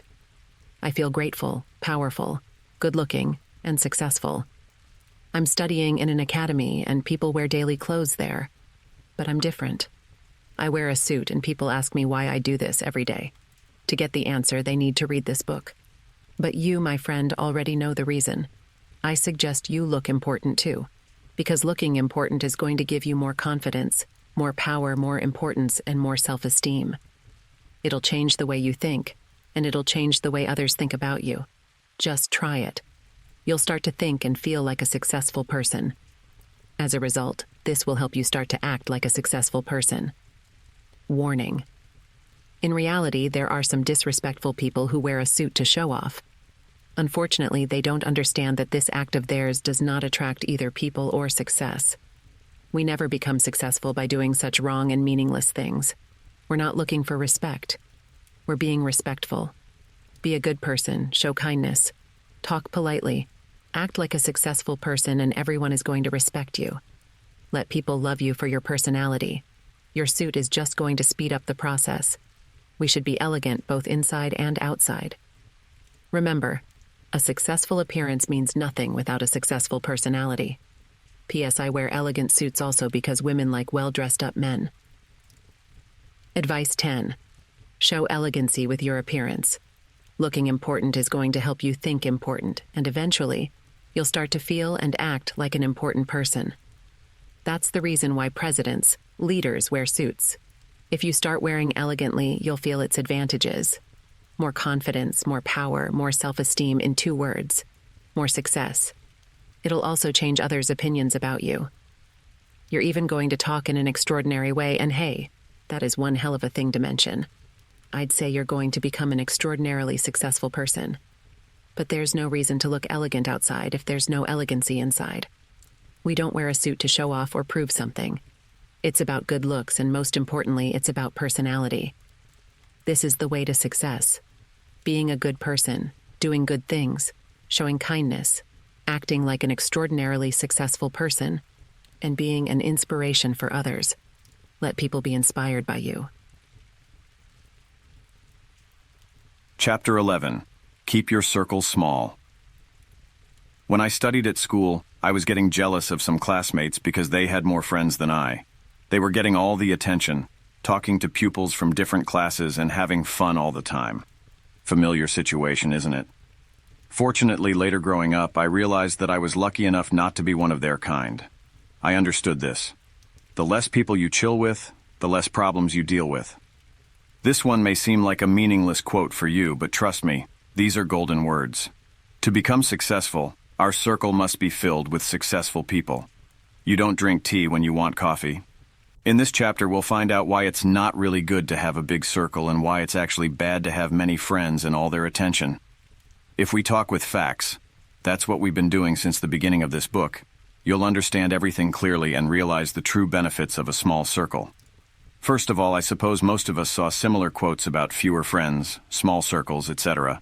But every time we see them, we try to ignore them because we don't want to be alone. We ignore such quotes because it's hard to have a small circle and live with that. Now I want you to take a look at the small circle's benefits. The people who have a big circle, who have many friends, who party with their friends most of the time are the ones who are successful only near their friends.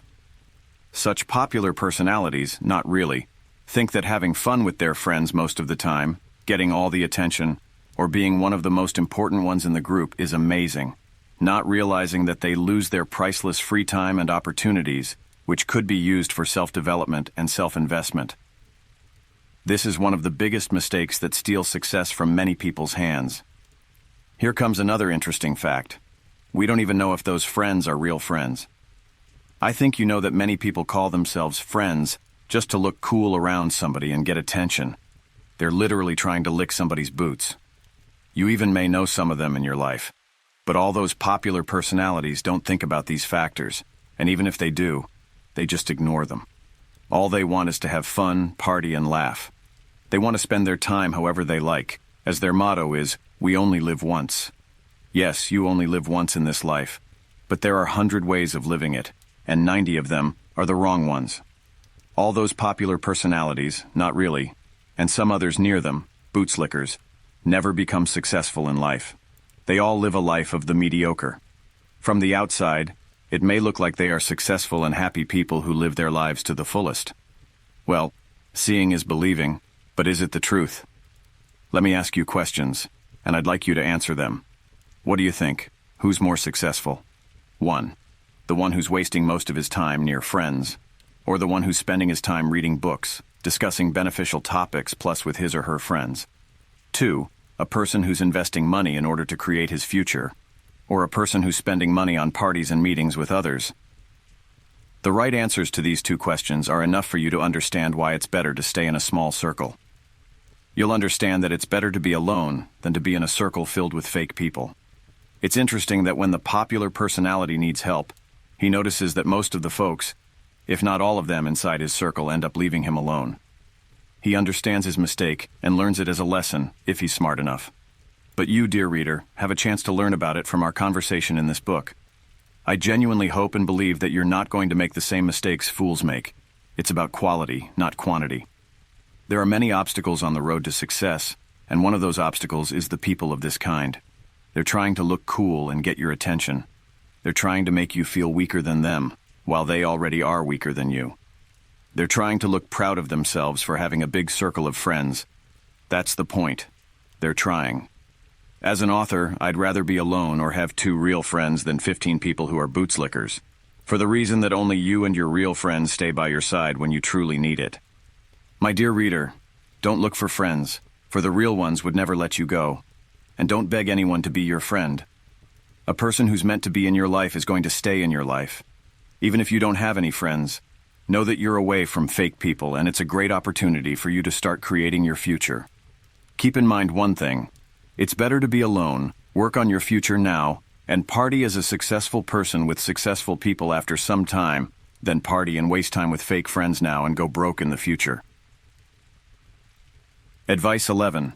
Never get jealous of people who have many friends. Most of them are the ones who try to have fun, party, and waste money. A person who wants to become successful never wastes his time and money on parties and other useless things. We should spend our time with the ones who are capable of helping us become better versions of ourselves, as they're working on themselves to be better as well. To become successful, our circle must be filled with successful people. Don't beg for friends, as the real ones are always going to stay by your side and push you toward the best. If someone gets out of your life, this means it has to be like that.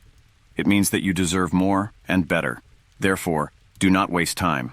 Invest in knowledge, invest in self-improvement. Do the things that could and would help you create a successful future. Think about your current and/or future family, as you'd like to give an extraordinary, successful, and happy life to your wife/husband and children. In one sentence, make sure your circle is filled with extraordinarily successful people. Chapter 12. What is a true family? A story which is capable of opening your eyes. This chapter is going to be a little bit emotional for me, as I've experienced many hardships in life, even though I'm 18 as I'm writing this book.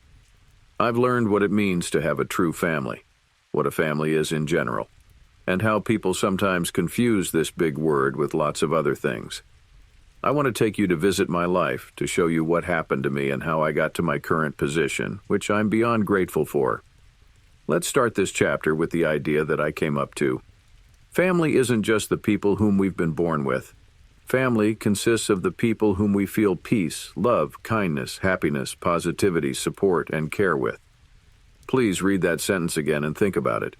Some people think that a family consists only of the people who they live with, or whose names are called father and mother in their passports, who say, "We want your best," but in truth, don't know anything at all. Some others think that a family is only the people whom they've been born with. These are interesting points of view. Now I'd like to tell you the truth about a real family. After reading my story, you'll understand everything about a true family. My life started when I was 9 years old. At that time, my mother, let's call her M, was suddenly having a relationship with another man, and my father, let's call him F, didn't know about it. In other words, she was cheating on my F. No one knew anything about it, unless my uncle took their pictures together and showed them to my F. After that moment, my life started to get different and at the same time difficult. As my M understood that she was exposed, she got divorced and left us. Me, my younger brother, and F. My F was sad because it's hard to live realizing that your wife has cheated on you. He cried for some time. Back then, I was a child and I hugged him, showed him love. I was smart enough to understand that it was really heartbreaking, but sadly, not wise enough to understand everything. 2011, my M left us. During that period, I didn't know what I was going to do, how I was going to live, and what was going to happen in my life. As I have a little brother, I had to look after him. His food, lessons, well, most of the things about him were on my shoulders. Aside from that, I had to clean the house, wash the dishes, and even cook sometimes. Too many responsibilities for a 9-year-old boy. The moment my M left us, she created a new life for me. Later, I realized that by leaving me, she made me a stronger and wiser person. My life had changed since that moment. 2011. After some days or weeks that my M left us, I started to talk to God. I started to ask God for help as I had no other choice because my grandfather had told me about the higher power and that if a person believes and asks, God always helps. I started to ask God for help. I don't even know what made me do that, but I did that. And let me tell you something, that was the greatest thing I did back then. I asked God for help and He gave me something. He gave me hope, He gave me faith. 3 years of talking to God, and there we go, 2014. It was just a simple day and I was watching TV. I was 12 years old back then. Suddenly, while flipping channels on TV, I got to the channel which is named Nickelodeon, and somehow that channel caught my attention. There was a TV show called Victorious. I watched just an episode and the magic happened. I saw something that I set as my goal. Everything has changed in my life after setting that goal. I saw the United States of America. I saw Los Angeles. I fell in love with American atmosphere. After seeing Hollywood, I told myself I want to become an actor, and I'm going to work on myself to achieve that goal. This was my dream at that moment, but unfortunately, I didn't know the English language as I lived in Azerbaijan. At that time, it was summer, and in Azerbaijan, pupils have 3-month summer holiday.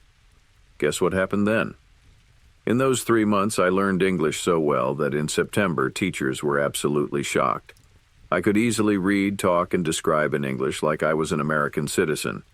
They knew that I had some family issues, and accidentally I heard one of them saying to another, "Alihadi has gained my respect. This boy's learned English in 3 months. He has no mother. He looks after his brother and he does the housework. Despite all these, he did what other pupils don't do." I was proud of myself. I realized that God brought me to that position because I've been asking Him for help for 3 years. Matthew 7:7. I learned many things and understood that God is real. Then I started to talk to Him all the time. I started to ask Him about the things I wanted to achieve. I told Him that I wanted to become an actor, and He made me an actor in our school. All the people in our school knew me as a boy who was acting at the events and even hosting some. Year by year, God was lifting me higher and higher in everyone's eyes. In 2017, I became even more popular in our school, and teachers loved and respected me very much because of my love and respect toward them. I knew that you should respect everyone, share love and positivity, and offer help whenever you see an opportunity. Even a simple hello is a sign of respect that you show someone else. Don't get me wrong, if you don't say hello to someone, it doesn't mean that you don't respect them. But there's a difference between respecting someone and letting someone know that you respect them. When you say hello to somebody, you're letting the person know that you respect them, who in return also sends you greetings. In other words, lets you know that you're respected by them. I thought, that's it. I found my favorite job. I found my dream job. That's what I'm going to do for the rest of my life. You may ask me, how all of these things are related to a true family. My dear friend, it was just the beginning. I couldn't explain anything about a true family without telling you this part. Unquestionably, to understand the whole story first, you need to know how it starts. I talked about these happenings so you could be aware of the beginning, how I got to higher positions, how God enriched me with knowledge, and how He brought me from nobody to somebody. Let's talk about what happened next, where my father wanted to ruin things. But as God is the greatest, He didn't let him do so. 2019, I was graduating from school. I made a decision that I was going to study for economics and international relationships, and there the new adventures began. As my father is a big fan of guns, security, mostly presidential security, he told me the following: "You're going to study for the state security guard." My mind replied, "Hell no, I'm not going to study for security and become a security guard. That's not what I was born to do, and that's definitely not the thing that I am going to do for a living." Long story short, we had many disagreements because he wanted to force me to make decisions against my desires. He was telling me, "I'm creating your future," while he was actually destroying it. God gave me a vision asterisk, and I could clearly see it. Do you know what Father told me? You're never going to be successful if you go the other way. At that moment, I realized one extremely and extraordinarily vital detail. I understood that I am going to become successful if I go the other way. All the people, let me repeat, all the people who were told that they would never become successful, became successful. Here's an example of two of them. Cristiano Ronaldo was told that he was never going to become a successful soccer player, but now he is one of the most popular footballers all around the world. Steve Harvey was told that he was never going to be on TV, but now you can see him on TV and YouTube every single day. See, they were told negative opinions by small-minded people. Successful people have the vision of themselves 5-10 years down the road, which surely helps them achieve their successes in this life full of surprises. Unfortunately, behind-the-curtain type of people don't have that blessing. And if you remember, I told you that one of those people was my father, 2nd chapter. Father didn't respect my point of view, and when I ignored his comments such as, "You're never going to become successful," he threatened me that he was going to break my bones, just the words of anger that must never be spoken, if I ever ignored him again. In other words, protect my rights one more time. What I want to tell you with this example is the following. In my opinion, there are two types of parents. 1, a parent. 2, the real parent. As I talked about my mother and father, I'd like to open up the parent's idea. A parent is someone who gives birth to you, while the real parent is someone who has a great and useful impact on making you who you can become. Parents are the people from whom you come, while real parents aren't only based on blood and sperm, but also on their actions and commitment. It doesn't mean that every name called father or mother in the passport is a real father or a real mother. It is the word real that makes the difference. A real father, mother, respects his child's opinions and talks to his child with respect, understanding, and love. A real father, mother, listens to his children and takes care of them. If a man, woman doesn't do these things, there's no way that he, she could be called a real one.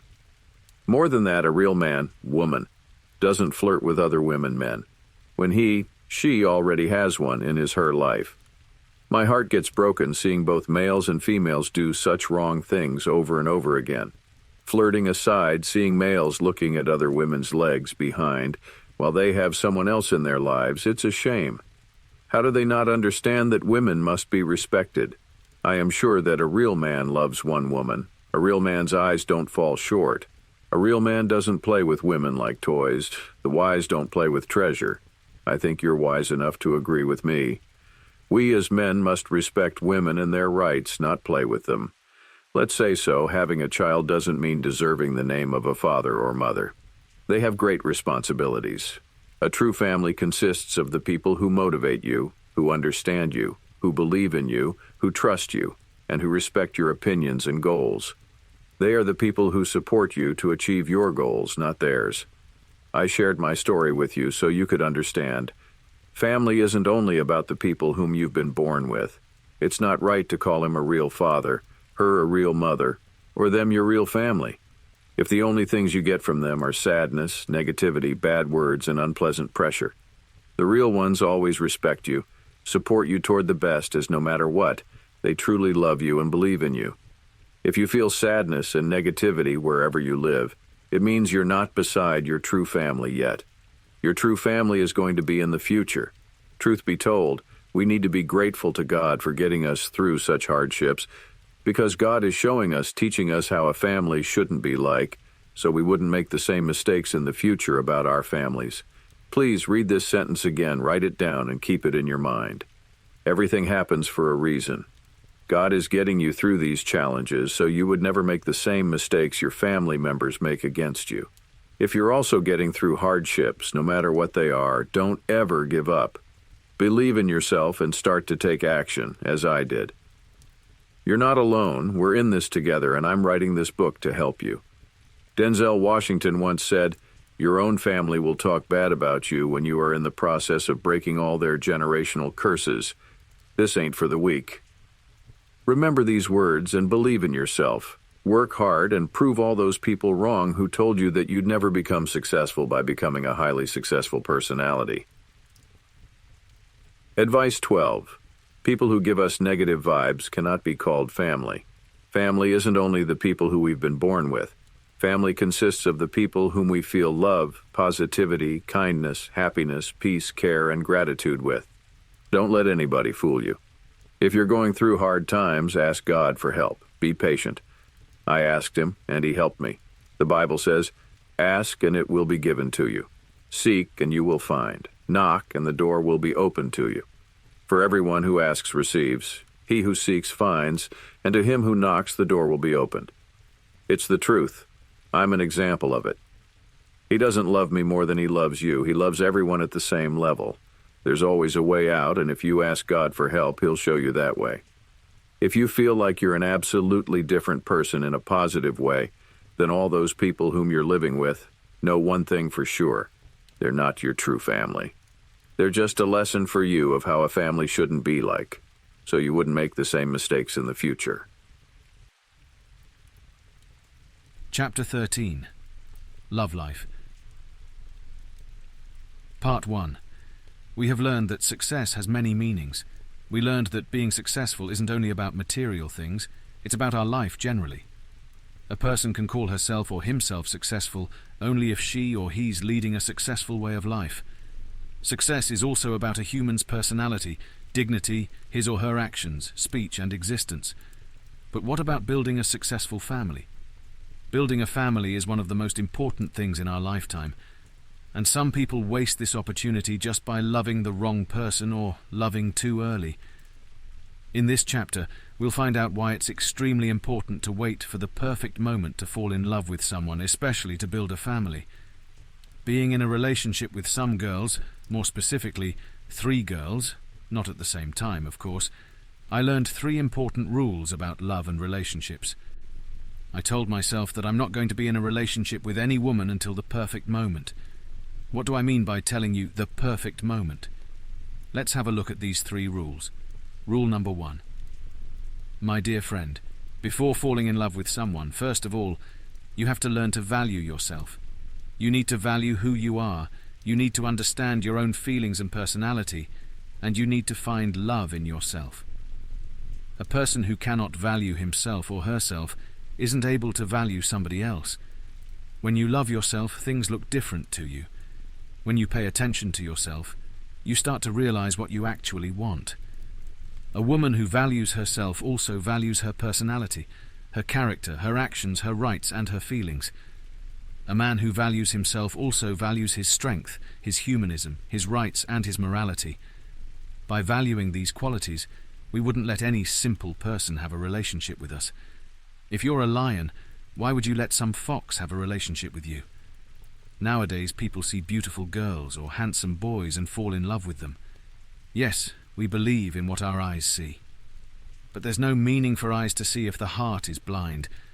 Love isn't only about dating a beautiful girl or a handsome boy. It's also not about just having the sexual intercourse with someone. Love is about being with someone who loves you the way you love her, him. Love is about the person with the right personality that suits you. Many people break up because after some period of time they realize that their personalities aren't connected. That's why there's no need to rush. Some people get married right after falling in love. But hey, being in a relationship with someone for 3-4 months doesn't mean that you know the person too well to get married. Almost all divorces happen because one side notices that the other is a different one, the one that she or he wouldn't like to spend life with. That's why before falling in love with someone, first you need value and work on yourself. You need to study yourself, for in the future you wouldn't let anyone play with your feelings. Rule number 2. Never think that you know enough about love. Never tell anyone that you know how to love. Wise people don't say it, they show it. If you tell a woman that you know how to love someone, the chances that she'll be yours are nearly none. It's about showing your love. It's about proving how much you love a person. The idea of love is superb. Nobody can explain it easily, not even me. Love has many options. It's something that can make the whole world come together. It's a magical thing. To show someone the real feeling of love, you have to show the magic of it to that person. It doesn't matter if you're 18, 24, 37, 48, 56. Nobody except God knows everything about love. There's no way under the sun we could say that we know everything about love. It's the fools that talk like this. Love is the strongest feeling in the world. A human is not capable of yelling at a person or hurting the person whom he truly loves. A human is also not capable of not showing love to someone he truly loves and cares about. Never underestimate the power of this feeling. True love is something that can stop wars and bring peace everywhere. When you love someone, you must feel the sense of love with all your heart and soul. But you have to make sure that your mate also feels the same love toward you that you feel toward her or him. Don't force anyone to love you. Most people fall in love without having a single idea of what love is. They fall in love with appearance, but there's almost no success in falling in love with appearance. A successful relationship is the one where both sides share and feel love, peace, kindness, loyalty, support, positivity, care, happiness, and gratitude. That's the way you create a successful family. Rule number 3. Don't look for love. Don't fool yourself. You'll find your love at the perfect time. When you'll meet her or him, you'll feel with all your heart and soul that yes, this is the person I've been waiting for. Don't force time and love just because you want it. The right love will come at the right time. Trust in God's timing. Don't let anyone fool you. I'm 18 years old. I don't force love. Do you know what I ask God for about my future family? I pray. I pray the following. God, please give me a healthy, wealthy, peaceful, lovely, kind, positive, strong, wise, loyal, faithful, successful, happy, and rich family in the future. And I trust His timing. I believe that God is going to give me the things that I ask Him for at the perfect time that He knows. Remember the scripture, you do not have because you do not ask God. James 4:2. Don't force love. Don't fall in love too early. Ask God for a successful family and trust His timing, for He'll give you what you need at the perfect time that He knows. Don't ruin your life by loving too early or loving the wrong person. Don't play with your life. You live once, so why not live a successful life? If you want a successful family, ask God for it. Believe and wait, because faith and patience are the keys to many great things in life. Bonus rule. Think of it as a basketball game. Just imagine it. You're given one shot to show the whole world how well you play basketball. There is a 3-pointer, 2-pointer, and 1-pointer. Now you can't miss it. 3-pointer is your perfect match. You just hit the one you needed. It's the one you asked for, the one to fulfill all your desires. Think about it. All your desires. Just imagine everything you'd like to have with the love of your life thoroughly, every moment, every feeling. Once you hit the 3, all of it is yours. 2-pointer is not bad, but it's just for ordinary people. As this book is written for the people who want to become and achieve the extraordinary, with the 2-pointer you'll not be able to get all the things you wanted. You might be happy, but not always. You might get your desires fulfilled, but not all of them. It's a good match, at times even great, but not the perfect one. And trust me, there is a thing as the perfect one. Why would God not create the one for you when He created you? 1-pointer is literally saying, "Meh, I don't care." You don't really care about your love life and the way it will go. Oh, believe me, it's mostly about the way it will go. For in the beginning, everyone can feel happy, but only time shows whether you hit the 1, 2, or 3. Lucky those who actually hit the 3. In sports, you get a perfect result for yourself when you work hard. In this case, hitting the 3, getting the perfect result for yourself, is about being patient, improving your personality, praying and having faith, which can also equal to hard work. Keep in mind, as the number of points falls, the percentage of breakups and divorces rises. Part 2.1. We humans are very complicated beings. We become more complicated when it comes to love and relationships. You can be the wisest of human beings, but at one point you'll have to be reminded of several things about love and relationships, because a human's heart and feelings work way more effectively than his brain and wisdom. Yes, let me repeat it one more time, as we have to remind this to ourselves many times throughout our lives. A human's heart and feelings work way more effectively than his brain and wisdom. Why did I mention it? There are many cases where one of the two sides, or in the worst case, both sides, try to do their best to keep the relationship going when they must let go of it. Under no circumstances do I tell you to give up on your relationship as soon as there's one fight in the balance, as it would be irresponsible to act so.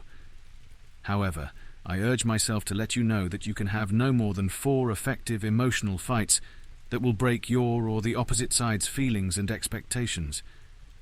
If the count of such fights between you and your loved one overcomes the number 4, then you must let go of each other. This may sound very rude and even hopeless and wrong, but from my own experience I know this is the way it should be. Why 4 fights? Why not less or more? What's so specific about this number of 4? Well, to be honest, it's 2 for each. 2 chances for each individual. If you're in a relationship with someone, it means you have decided to be with them for the rest of your life. If not, then please don't waste either your or her time. It's disrespectful. This might have been a quick decision, or this might have been a decision made after a long period of knowing each other, but the fact remains the same. This is the decision that both of you have made for a long-term, never-ending relationship full of love, peace, kindness, loyalty, support, positivity, care, happiness, and gratitude. No matter how long it took you to make this decision, you have to understand that you already made your choice, and there's no way back from it. That being said, if you have more than 4 fights, 2 mistakes for each individual, there is only one thing left for you to do.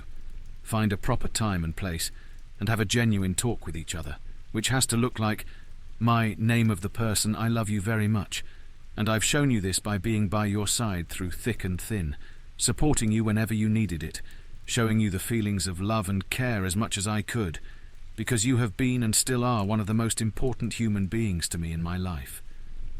I'm ready to give you my all, show you even more love and affection, and make you the happiest, under one circumstance. We've been fighting a lot recently, some because of my mistakes and some because of yours. I promise you to become better and more suitable for you, but I want you to do the same for me. I want no other person but you, and that's why I don't want to change you to nobody else, and that is exactly why I am willing to work on myself to make you even happier and become a more suitable man, woman for your wishes. But I cannot be the only one who will show effort. As time goes by, we learn new things about each other, and some of these things may not go along with what we've expected in our imaginations about each other. To remove the inconvenience, I suggest we work on ourselves for each other and become even better versions of ourselves, pushing each other toward the best, so we live a happy and successful life both individually and together.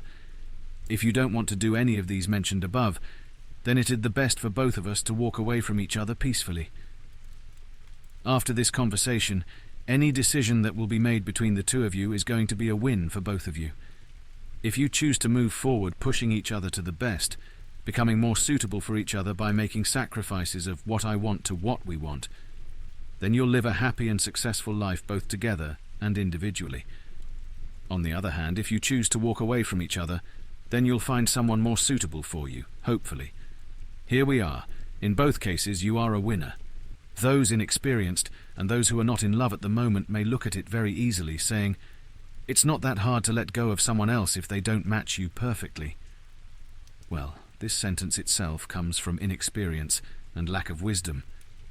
You cannot easily let go of someone whom you've been together, shared laugh and cry, love and care, kisses and hugs, moments and memories, warmest of feelings, and much, much more with. That is why we human beings tend to ignore heartbreaks, which leads to more heartbreaks, and do our best to keep the relationship going without doing anything about it. That is why a human being automatically leans toward the person whom he or she has spent great and not so great moments with, as they know that once they choose the letting go of the relationship, letting go of the person whom they shared so much with together, it will hurt their feelings the most. This is the moment when the heart and feelings work way more effectively than the brain and wisdom do. And this is the main reason I decided to write this part, to help you do something about it and make the right decision. That's why I said, you can be the wisest of human beings, but at one point you'll have to be reminded of several things about love and relationships, because a human's heart and feelings work way more effectively than his brain and wisdom. Part 2.2. Don't undervalue yourself because of someone who undervalues you. There's nothing more pitiful in a relationship than being undervalued, and sometimes being convinced that you're the worst while you're nearly the best. This does not mean that you have to be narcissistic and ignore everything that's being said about you. Don't say, others' opinions of me don't matter. Say, others' wrong opinions of me don't matter. Because sometimes a simple look from a side can be wholly different from what you think inside. Sometimes the exact thing we need is others' opinions, so we could improve both mentally and physically. Nobody is perfect, but it doesn't mean that nobody should get better. Staying away from narcissism can help you a lot. Listen to people, think deeply, understand your mistakes and work on them. But never let anyone value you less than you actually deserve to be valued. It goes back to the first rule that we talked about in the first part of this chapter. My dear friend, before falling in love with someone, first of all, you have to learn to value yourself. You need to value who you are. You need to understand your own feelings and personality. And you need to find love in yourself. A person who cannot value himself or herself isn't able to value somebody else. See, everything is linked smoothly.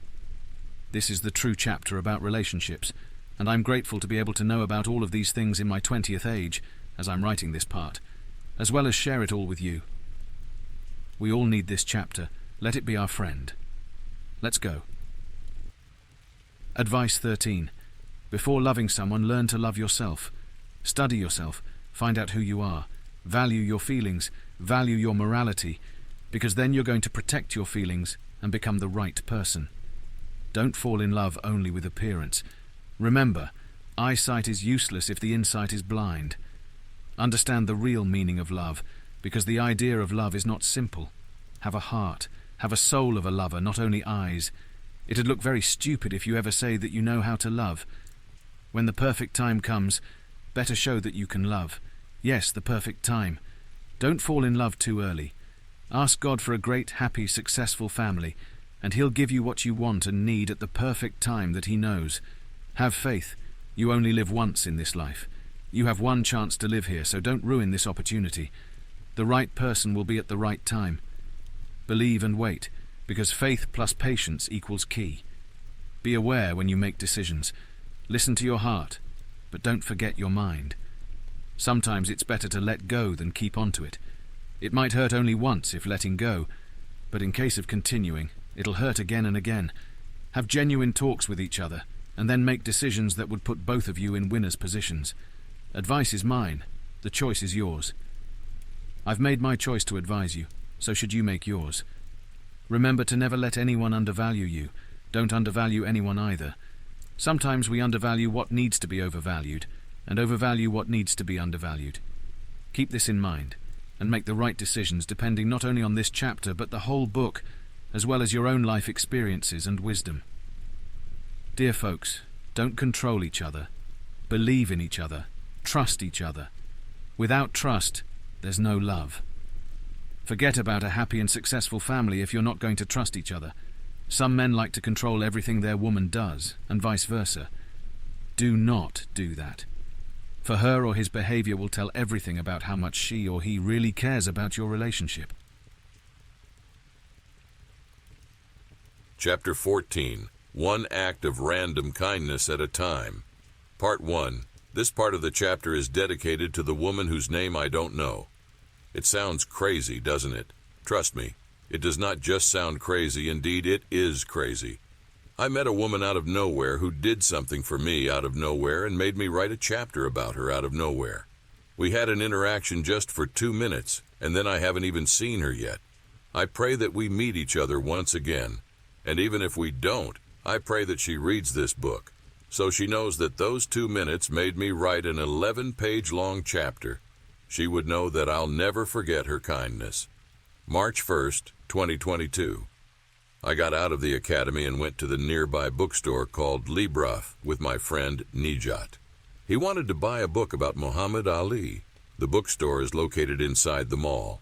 I'm telling you the details as it'd be good for you to thoroughly imagine everything that has happened there. We got to the mall as well as to the bookstore after a few minutes. My good friend was looking for the book. As I don't like to waste time, I started to look for some books as well, just in case I notice and like any.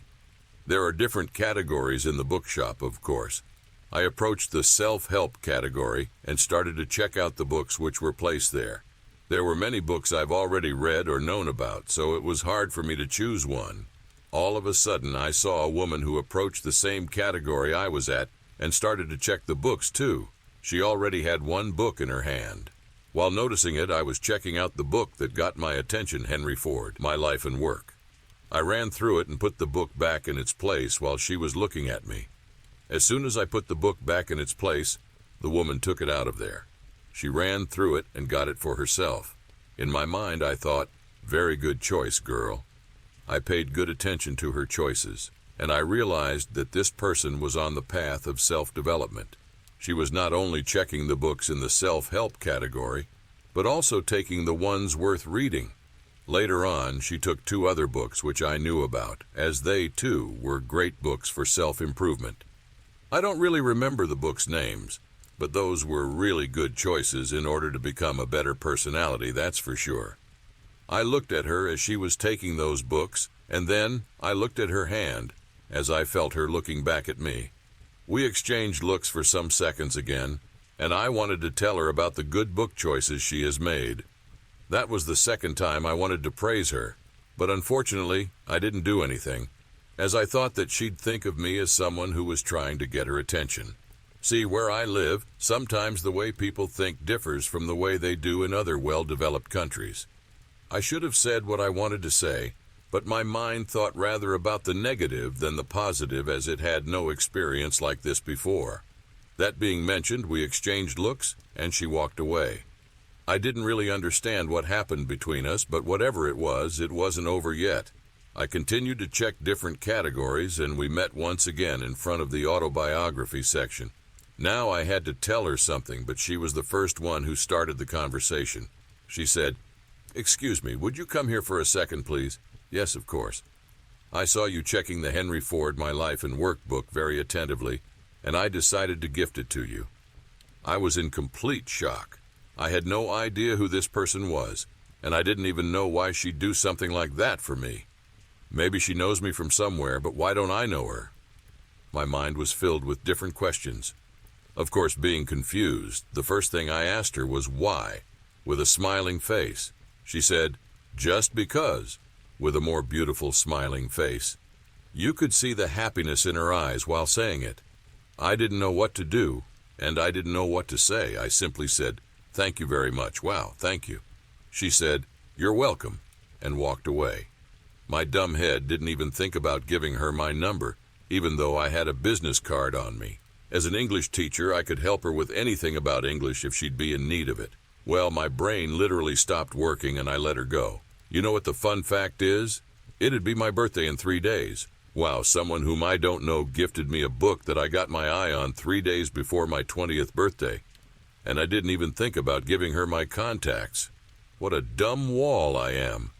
This surprising incident got me thinking the whole day, and I couldn't even normally sleep at night. I was so frustrated at myself. How could I lose such an opportunity of becoming friends with such a great and kind personality? I can blame myself as I didn't act immediately, but at the same time I can't blame myself because this was happening to me for the first time in my life. And even though I think of myself as an extraordinary personality, even though I've been reading many books and have been through a lot in my life, I decided that it's natural for a human not to know what to do in such occasions, especially if they're happening for the first time. Now, you're lucky to read about it, as once something like this happens to you, I suggest you never do the way I did. I've learned from my own mistake, and I suggest you learn from others' mistakes. For you right now, that other person is me. To continue, I didn't forget about this kindness, and 2 weeks later, something really interesting happened. It was nearly 7 p.m., and I was walking outside. I met some of my students' friends, and on my way back to the house I found 20 manats, Azerbaijani currency, nearly $12, on the ground. It was a little cold outside, and I wondered why anybody, especially the wind, didn't take it from the ground. Now, as I found it, it must have been mine. I mean, if God didn't want me to take it, He wouldn't let me notice it. I took it, and I was happy. I didn't know what that was for until the next few days while I was talking to one of my friends. I met her recently, and she came to be a very passionate person about life. As we talked, I realized that she had ambitious goals for the future, and her mindset and thoughts far exceeded what I could imagine for an 18-year-old. We started to talk about books, and she sent me the book she was reading at that moment. I understood that she was special, as that lady in the bookstore. Then I remembered the 20 manats from 2 weeks earlier, which put everything in the right order. The mysterious lady gifted me a book. God gifted me 20 manats. Now I must use those 20 manats to keep the track of kindness and gift my new friend a book. Yes, everything fell in its place. I went to the bookstore and bought her the same book I was gifted by the kind woman, Henry Ford, My Life and Work. My friend wants to become a successful businesswoman. I've read the book, and I believe that Henry Ford's book was what she needed. I also believe that she will keep this track of kindness going. As I was shown kindness and passed it onward, so she was shown kindness and will pass it forward. This is how the world can be changed. The world is changed by a random act of kindness at a time. Somebody started this cycle, and our duty is to continue it. Of course, you can't gift every second person a book. It requires patience and time to understand what gift would be beneficial for each personality. Indeed, some people value what needs to be valued, while others don't even know the value of valuing. It might sound difficult at first, but the depth of the sentence is what makes it special. As I've mentioned in one of the book's earlier chapters, one can be without legs and still value his abilities, while the other can be absolutely healthy and underestimate his powers. If you're reading this book, you're from the special kind of people, because non-special people don't read books. They don't understand that the wisdom of life comes from two things, knowledge and experience. One might have the knowledge and the other might have the experience, but the person who has them both is the winner in life. And trust me, there are very few winners in this life. As I've said in the first chapter, everybody has a different journey. As time goes by, you will learn more about the knowledge and experiences on your own. My job is to let you know and help you value them when they start to happen. You've made a choice to read this book, and this knowledge will help you in the experiences of life. I had neither knowledge nor experience when the kind lady gifted me the book. You have the knowledge now, and once something similar happens to you, you'll use it and get some experience with a good result. One more time, the first part of this chapter is the result of the kindness of the lady who gifted me a book, made me write a chapter about her, and pass the track of kindness to you, dear reader. Now you truly understand that the cycle of kindness is real, and right now you are a part of it.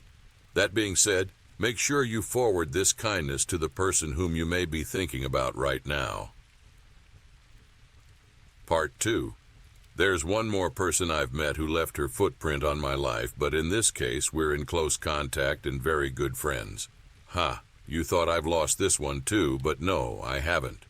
Jokes aside, we've actually met long before the bookstore situation, and we met on social media. Currently, September 27th, 2022.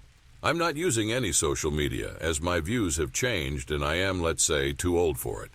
But 3 years ago, I was actively online and I saw one account checking my so-called stories. Back then, I was posting motivational quotes and speeches from different accounts with the purpose to help those who'd check them. After some time, I saw an account of someone whom I didn't recognize. She'd continuously check my stories, which was intriguing to me. Not everyone in their young age is interested in motivation, success, and wisdom. There came a moment when I told myself, I have to find out who this is, and texted her. It came out that I really didn't know her, and she found me by randomly checking accounts and posts. After getting to know each other deeper, I found out that she was getting through hardships in life. And that's exactly why she was interested in motivational quotes, as she truly needed them.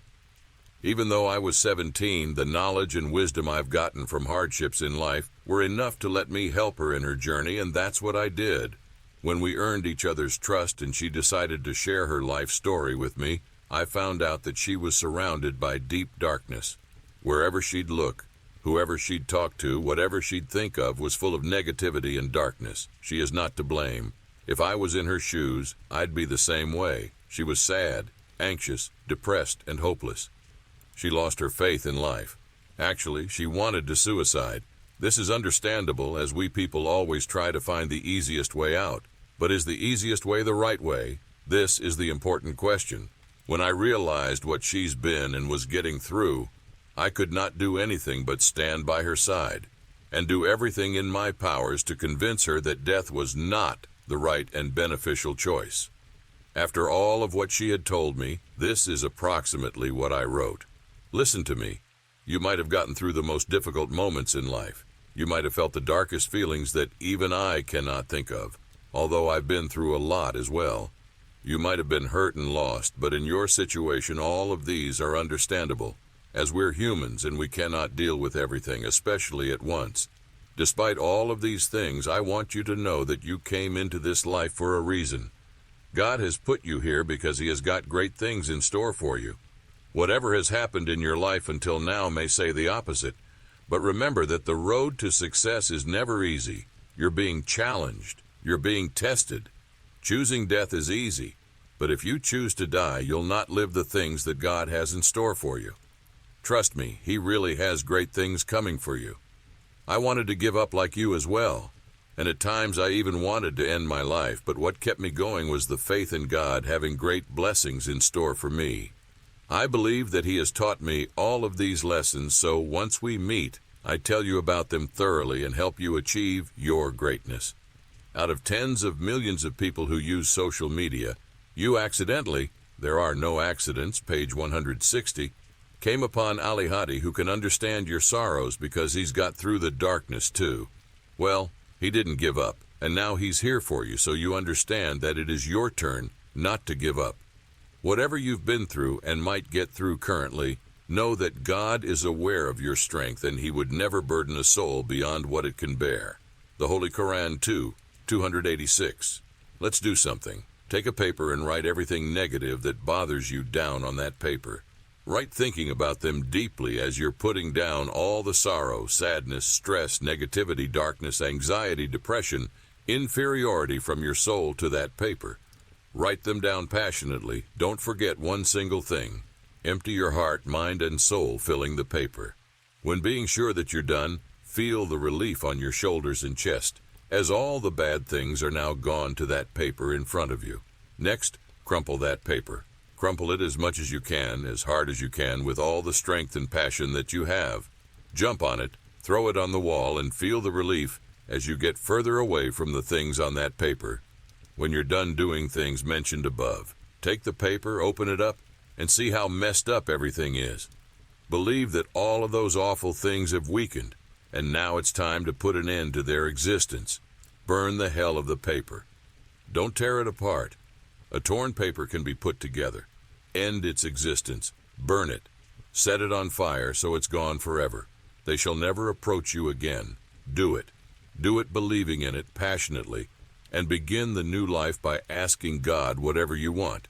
Just talk to Him like you talk to me, but be precise. You'll get the kind of life where you'll do what God brought you here for, the kind of life where you'll be happy and successful the way you want to be happy and successful, the kind of life where you'll achieve all the great accomplishments that you wanted to achieve, and the kind of life that spreads positivity, joy, goodness, and happiness. If you do that, believe me, you'll become who you never imagined you could become. I have been through it all, and I know what I'm talking about. If all the things I said were wrong, I wouldn't be here talking to you right now. Promise me to make this step and see your life changing. She decided to listen to my words. The rest is history. She started a new life, a way better life, and she achieved greatness. In fact, after 3 years of our conversation, she flew to the United States of America. Mind you, I haven't even been there as I'm writing this chapter. Yes, she worked on herself, both mentally and spiritually, so willingly and passionately that she got accepted by one of the education programs which lead to the USA. At the most difficult moment of her life, she chose to see what God has in store for her. Yep, she saw the blessings, and those were just the beginning. In 2021, the kindness that I showed toward her in the past came back to me like a boomerang. Indeed, kindness does come back like a boomerang. Chapter 21. When I didn't win anything in the 13th Annual Reader's Favorite Book Award contest, she firmly stood by my side. I truly had no passion to continue, but I remember the words she had told me at that particular moment, which I will never forget. You're my inspiration. As long as you move forward, I'll move forward too. That hit me the deepest. I simply couldn't stop. If I would, she'd stop too. I could have betrayed myself, but never in my life would I betray someone who looks at me as an inspiration. That was like Daenerys Targaryen saying Dracarys to her dragon. Hey, Game of Thrones fans. She ignited that fire inside me. She fully recharged me with that sentence, even though I was very low on battery. Oh, that sentence did wonders for me.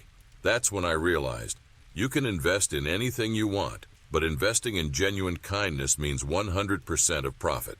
And this is one of the best things that can happen to you in your life. It's miraculous how things have worked out, isn't it? Well, our God is the God of miracles, isn't He?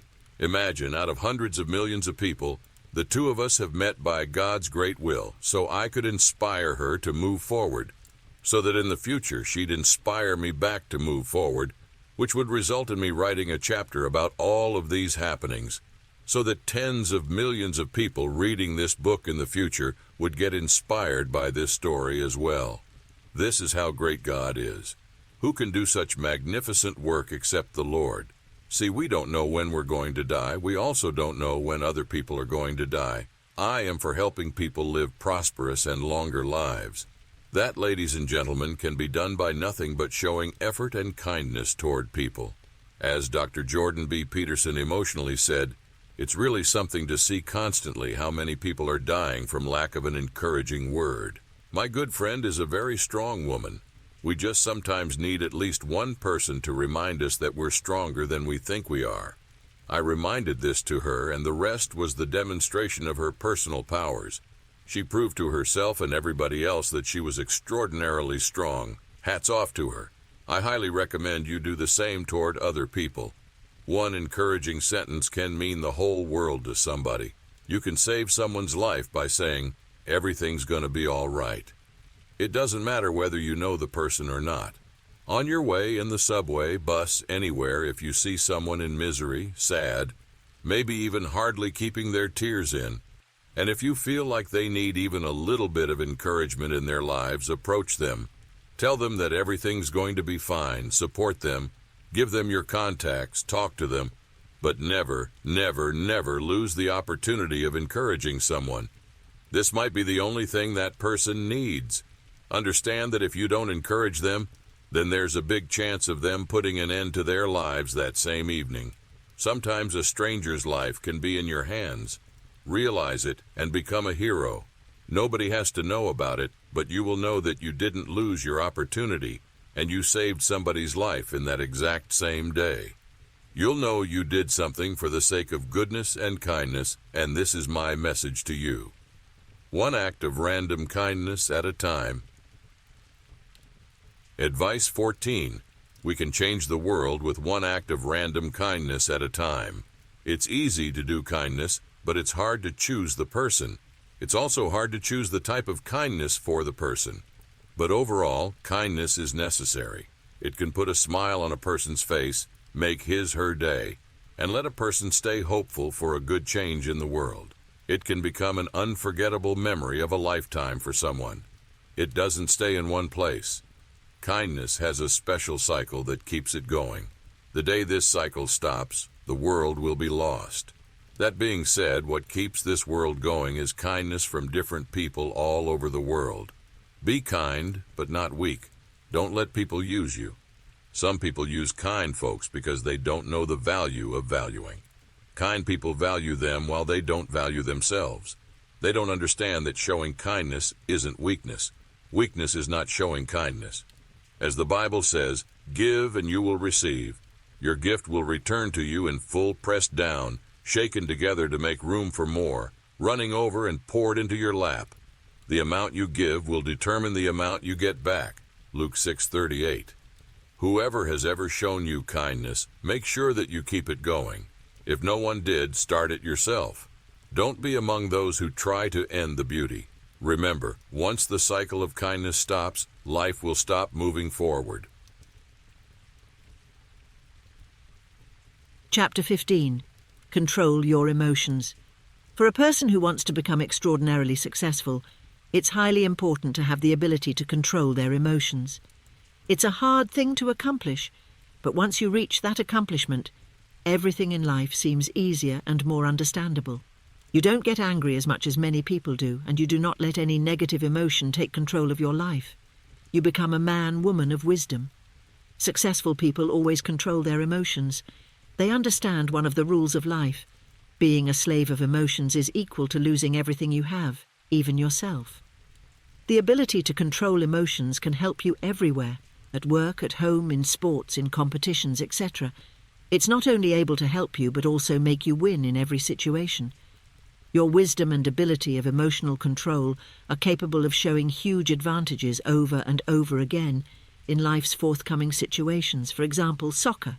It's the final match of the league, and the 90th minute, Team A loses 2-3 to Team B. Suddenly, a player of Team B fouls, and there we go. The referee decides that it must be a penalty kick. Now everything depends on one person. All his teammates, the whole team, 50,000 people in one expression. The whole stadium is watching him. Imagine the pressure. What really matters for that person is the ability to control his emotions. There are two ways things can occur. 1. His emotions will take control over him and he'll lose this opportunity. His team will lose. 2. He'll take control of his emotions and win in such circumstances. The problem is a person who's going to lose fears that he may lose in front of many people. He thinks about his failure in front of the whole stadium. By thinking so, his mind gives wrong orders, and then emotions take control of his mind. After that second, his mind doesn't control him, his emotions do. A person who's going to win has a different situation in his mind. Neither does he consider failure, nor does he react to the stadium. His emotions want to take control over his mind, but he immediately chooses his mind over his emotions and decides, it's my time, it's my moment. I don't care how many people are watching me. I need to prove me to myself. I'll do it successfully as I always do in training. So he does. He wins because he controls his thoughts and puts his mind to work. He doesn't let emotions overpower his intelligence. This example was only about soccer and sports, but control of emotions is important in all your life's coming situations. People who can't control or don't want to control their emotions are the ones imprisoned by the weak mindset. In truth, lack of self-control prevents them from achieving extraordinary success in life. Because controlling your emotions means self-control. Self-control means wisdom. Wisdom means success. Remember this tree of success. Write it in your notebook and read it every day because it can help you every next minute of your life. If you can control yourself in every situation, then you're amongst the most successful people in this world. If you haven't achieved your goals yet, Make no mistake about it, you're going to achieve them very soon. Believe in it. P.S. Self-control doesn't mean shutting up and not talking at all. Unfortunately, some people misunderstand the idea behind the word self-control. Self-control isn't about not talking at all and avoiding everything or everyone. It's about controlling what would be the best to say in a certain situation. If someone is truly wrong, or violates your human rights, or forces you to do things that you don't want to do in terms of everything, you mustn't stay silent. You must defend the truth and your rights by not talking angrily, but by talking wisely with control of your words and emotions. Therefore, let's not let the lies fool humanity. Let's not let anyone violate our rights or make us do things against our desires. We must defend the truth and talk wisely, and talk it with controlling our emotions. Advice 15. Learn to master your emotions. A person who has this ability in the balance lives a much better and more peaceful life. Controlling your emotions means controlling every situation of your life smoothly. Don't let anger or something negative become your leader. Your emotions will try to take control of you by climbing the mountain. Stand at the top of it. In this case, extraordinariness comes from using the mind instead of giving in to emotions. Giving in to emotions without even thinking about it is some low-level stuff. Don't let emotions overpower your intelligence. Do not be a slave to your own emotions. Our minds are stronger than we think. Only a few realize that. Have the power of self-control, but understand this word in the right way. Self-control isn't about shutting up and not saying anything. It's about talking with the right words at the right time, shutting fools up with wisdom and concrete words. It's about talking wisdom and controlling your emotions while talking this wisdom. Remember, controlling your emotions means self-control. Self-control means wisdom. Wisdom means success. Chapter 16. Dark Side. We all are aware of the fact that this life isn't all rainbows and sunshine. Sadness, as you know, is a negative, terrible feeling. It locks your eyesight even when you can see. It limits your insight even though you can feel. It stops you from making the right decisions and forces you to make the wrong ones. That's the reason wise people say, don't make a decision when you're sad. In this chapter, we'll talk about the dark side. There are many types of feelings. The feeling of love, victory, happiness, excitement, gratitude, kindness, loss, sadness, loneliness, anger, fear, etc. All these feelings are divided into two big parts. 1. Bright feelings. 2. Dark feelings. Bright feelings are the ones called love, victory, happiness, kindness, gratitude, and so on. These feelings make us feel better, as they put positivity into our hearts and souls. They help us live this life feeling proud and grateful about it. But there are some other feelings that can put darkness into our hearts. Sadness, anger, anxiety, depression, fear. These feelings make us feel bad. They make us feel some kind of hard pressure inside our souls, which forces us to make wrong decisions. There is a way to stay away from dark feelings. For that, we need to use our minds to think. We've learned that imagination can help us get rid of bad habits. Now you'll see that it can also help us in staying away from dark feelings. Most people who are always sad often get angry and usually live their lives in depression are the people with a lack of imagination and tons of overthinking. Such folks think that they're sensitive, but they don't realize they make themselves think like they're sensitive. How is that possible? There are two types of people. 1, the ones who get angry after a car accident. 2, the ones who feel grateful after the accident. There might come out a question, how can you be grateful after an accident? A person who gets angry is the one who talks like, oh hell no, why me? Why my car? Why today? Or, didn't you see my car? Now I have to pay extra money. Are you blind? Overthinking, negativity, lack of imagination. A person who is grateful after the accident talks contrastingly. Thank God I'm alive. My car is in an unhealthy shape, but well, most importantly, everyone else is healthy. Or, there are always problems in our lives, we can't know what may happen the next minute. This was a lesson, so from now on we got to be more attentive and more careful. Wisdom, positivity, rich imagination. Do you know why the first type pours out negativity? Because he let negativity get to him. You can't be sad or angry unless you let sadness and anger into you. It's not only about a car accident, it's about every situation in our lives. If we think negatively, it means we let negativity take over us. Speaking of the second type, we can easily notice that his inner world is filled with positivity, peace, and gratitude. He didn't let negativity get to him, as he imagined and realized that it could be way worse than just an accident. This example tells you about the ways of thinking. That's why I wrote, we need to use our minds to think, but never overthink. Overthinking is the main road that leads to darkness. Many people who are depressed and sad are the ones who overthink too much. They think about the things that could bring sadness to them, which in fact bring sadness to them. They create problems that don't exist at all.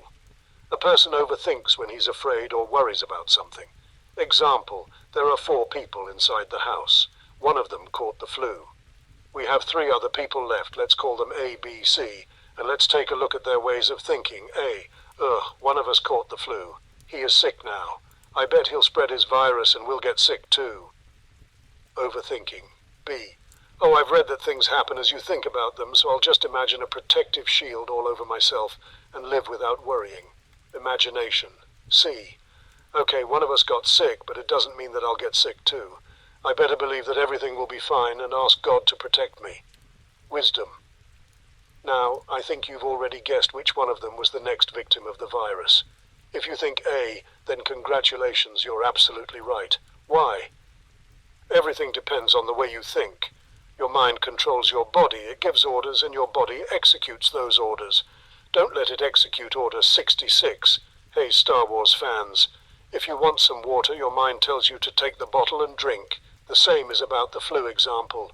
If you let sickness into your mind, you'll get sick. If you let sadness conquer your mind, you'll be sad. Why do we overthink when we can actually leave our worries to God? Overthinking won't give us anything, while God can give us everything.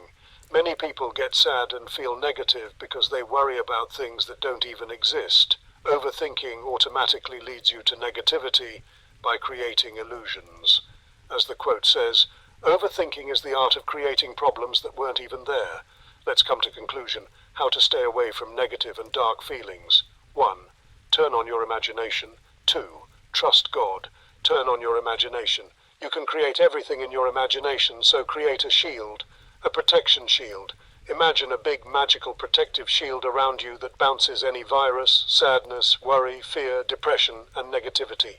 Trust God. Ask Him to keep you safe. Believe that He'll keep you safe, because He has created you and brought you to your current position by helping you get through all the viruses, sicknesses, worries, and fears until this moment. Advice 16. You can completely change your life if you stop the flow of negativity inside your mind. You can feel sad only when you let sadness get to you. So don't make it happen. Be the person who thinks positively and wisely about life. Think, always think, but never overthink. There's nothing in this world that could trouble you as much as your own thoughts. Overthinking is something that creates problems which don't even exist. Then don't create problems. Put positive thoughts inside your mind. Your mind is a very powerful machine. If you fill it with positive thoughts, your life will start to change for the better. Believe in it. Believe that everything will be fine. Things happen as you think of them. If you think, I'll get sick, then you'll get sick. Use your imagination to stay away from negativity and darkness. It'd be so much better if you leave your worries to God. He's the one who can help and save you, even if it seems impossible. Don't let anybody fool you. Don't waste your life by believing in negativity and darkness. Believe in God and have faith. I do, and here I am. Remember, you get to the dark side only when you let the dark side get to you.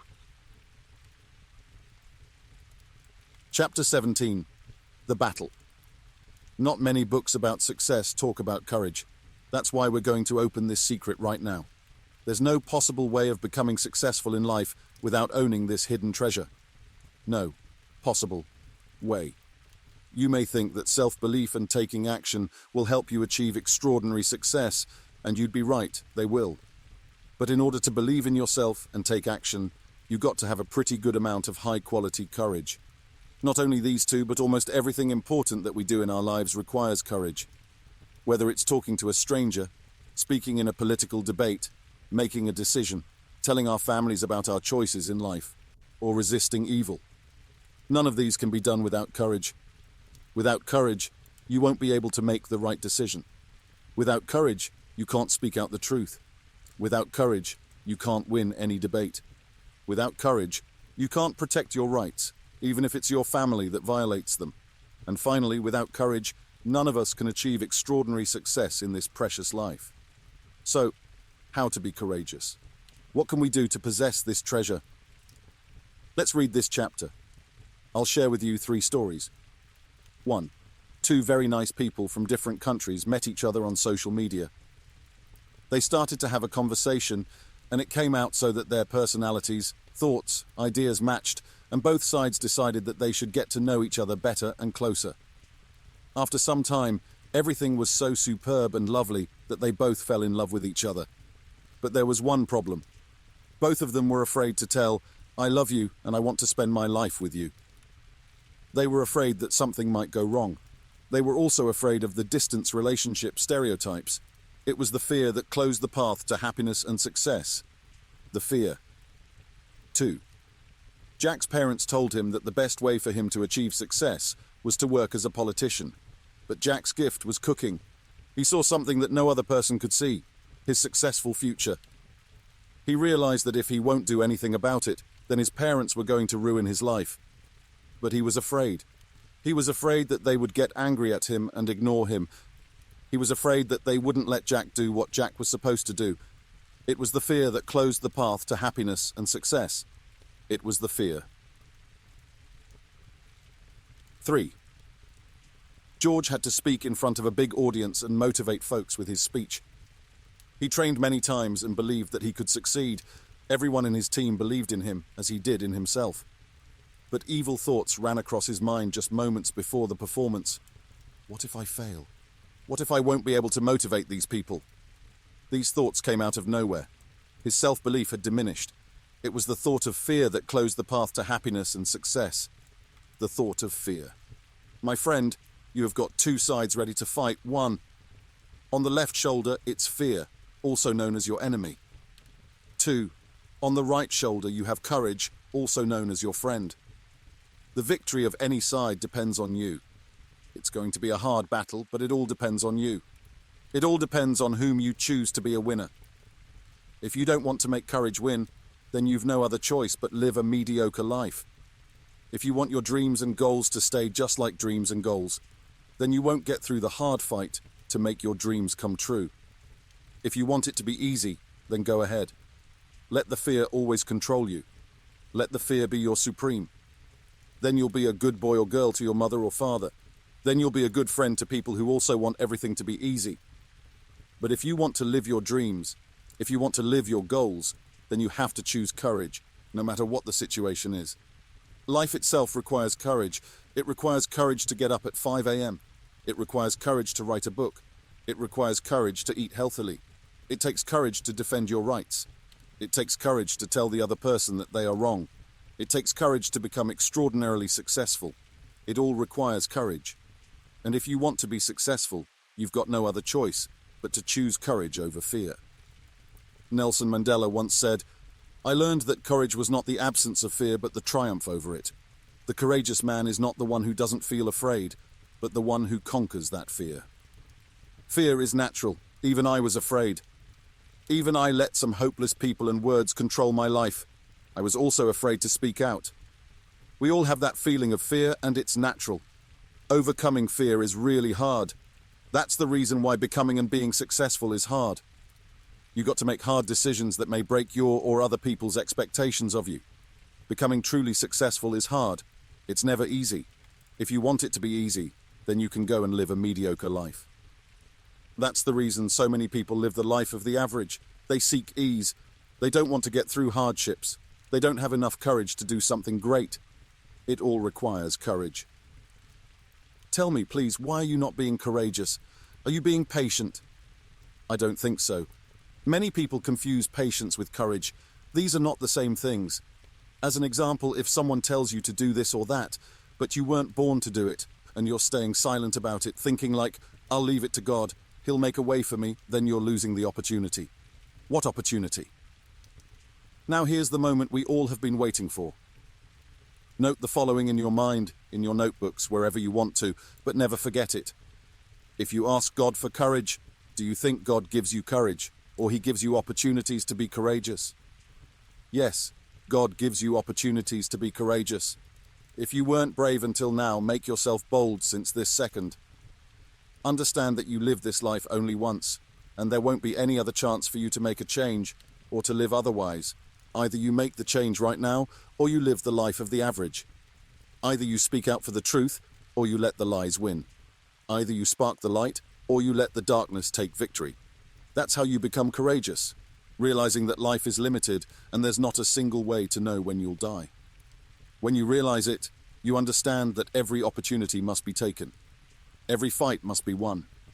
You realize that you have to become the lion in the jungle of life. Yes, you have to become the lion in the jungle of life. Advice 17.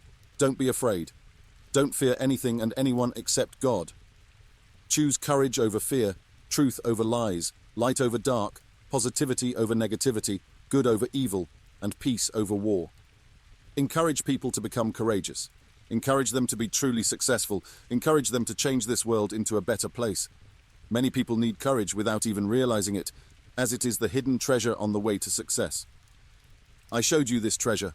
Now show it to others, as we live by sharing the truth and love. Here, I'll leave for you some scriptures about courage from the Bible that I love very much. Isaiah 41:10. So do not fear, for I am with you. Do not be dismayed, for I am your God. I will strengthen you and help you. I will uphold you with my righteous right hand. Hebrews 13:5-6. For he himself has said, I will never leave you nor forsake you.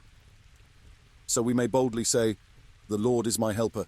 I will not fear. What can man do to me? Psalm 27:1. The Lord is my light and my salvation. Whom shall I fear? The Lord is the strength of my life. Of whom shall I be afraid? 2 Timothy 1:7. For God has not given us a spirit of fear and timidity, but of power, love, and self-discipline. Even the Almighty God himself tells you to be courageous. After all, isn't that enough? Chapter 18. Be aware of everything. Many people exist rather than live. Through many years of meeting different people, I understood that many of them don't live at all. They just exist in this life. Even though they breathe and look like nice human beings God created to live, unfortunately they only exist. Do you know what I mean by saying only exist? Let's call a person who actually lives L, and let's call a person who only exists E. When E talks, he doesn't really think before talking. He opens his mouth and there it goes, tons of absolutely useless information and words. He makes jokes in unsuitable times and insolently laughs most of the time. When he speaks, he doesn't think about the benefits and disadvantages of his speech. He breaks someone's heart without even noticing it. He talks more than he thinks. When another person talks, he doesn't pay attention to him. Even if he acts as if he listens, there are many different things inside his mind. He thinks that he's the best when he needs to do much more work to become the best. He doesn't pay attention to people or to their behaviours. When he makes new friends, he takes new E's inside his circle. E doesn't necessarily think about gratitude. E doesn't know most of the important factors about people, which means that he has no ability to differentiate a wealthy person spiritually from a poor person spiritually. E talks too much, but tells nothing. L talks less with people at school, at work. He talks less in general. Even when he talks, he always thinks before talking. Thinking before speaking is not called overthinking, it's called foresightedness. Before starting to speak, he thinks about the possible reactions of people in front of him as he thoroughly examines them. When someone talks, he listens attentively to every sentence and tries to get the real meaning of what the other person wants to say. He tries to keep an eye contact with other people to notice the truth through their eyes. He thinks that gratitude is a necessity. L pays attention to everything: the way people talk, the way people dress, the way they drink, eat, the way they laugh, and the way they act. By paying attention to such details, he learns and understands the types of people and decides his further actions about them.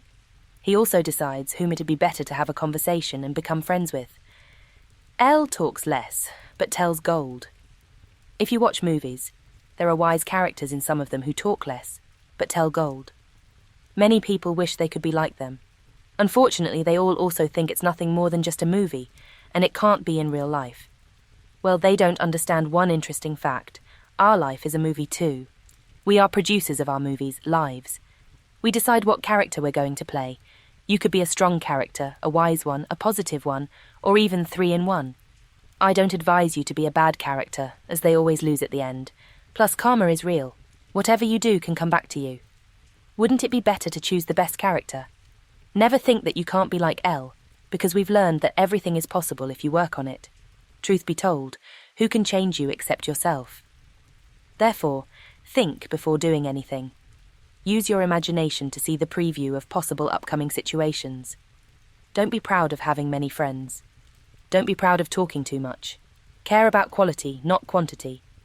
Talking too much doesn't say anything about a person's knowledge. The meaning of his speech does. As Qui-Gon Jinn from Star Wars said, the ability to speak does not make you intelligent. Pay attention to people's behaviours, as behaviour tells a lot about a person. Some people eat peacefully, while others eat like a pig. Some people laugh politely, while others could wake the neighbourhood up with their laughs. Some people do uncultured, unmannered things in public, or just act weird. Be away from those kinds of people, and more importantly, don't be from one of those. Live your life by thinking, imagining, and paying attention to the magic of life. Don't just exist in this life, live in it, feel it. Furthermore, I'd like to remind you of another significant quality that can help you in the current and forthcoming steps of your life, and we've already mentioned it in one of our previous chapters. It's called inner voice. Just a reminder to develop this ability.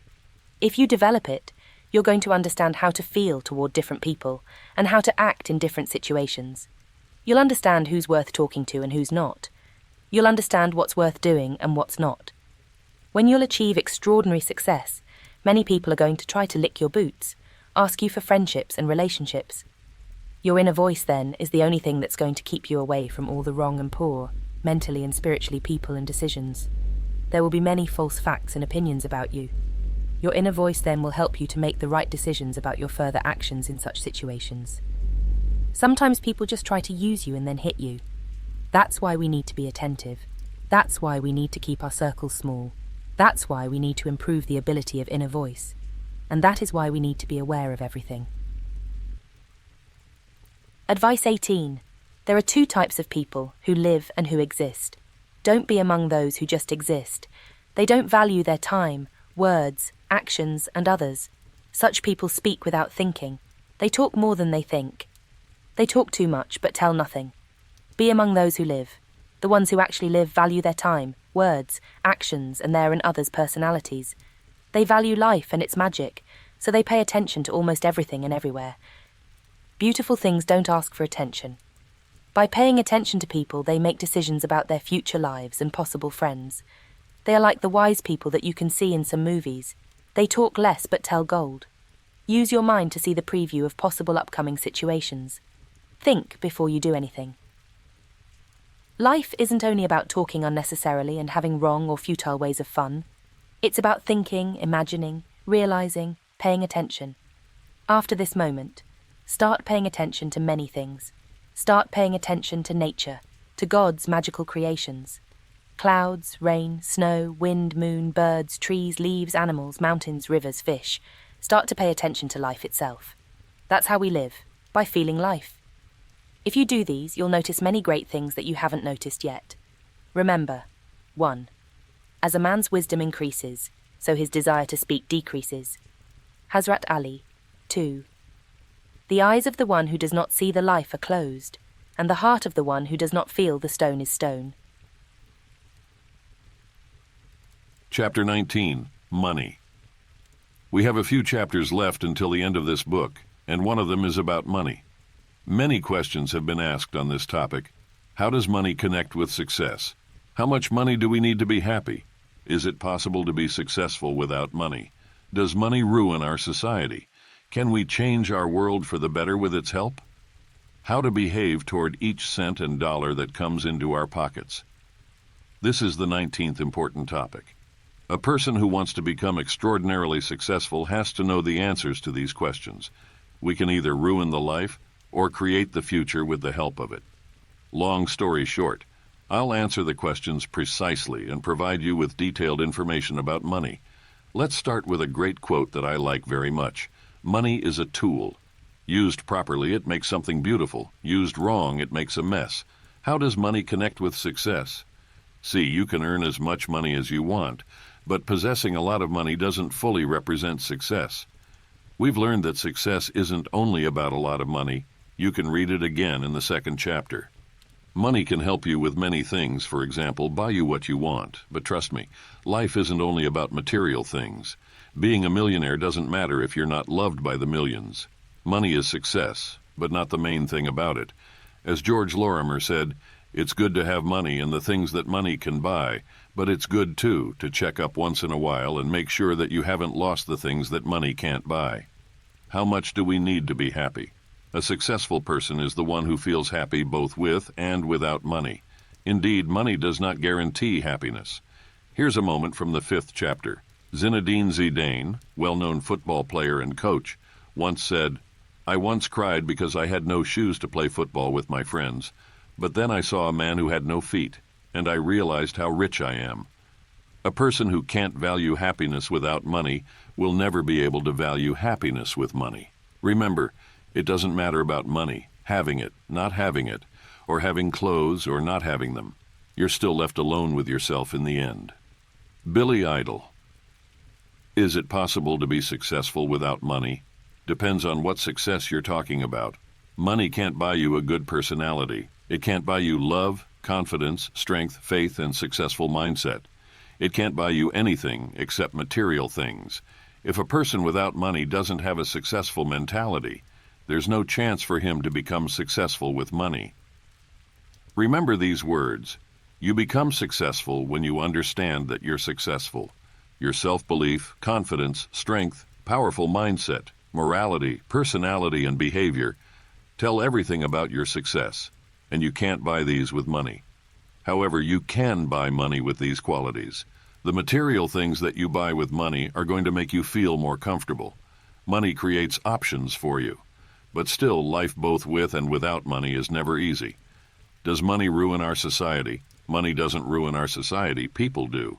In the 2nd chapter, we talked about the dishonest ways of making money. Yes, people who make money in dishonest ways ruin our society. They steal money from ordinary people and use it in ways that do not benefit humanity. They do not really care about building parks and trees or making beneficial progress. Those people do not only ruin our society, they also ruin the planet Earth.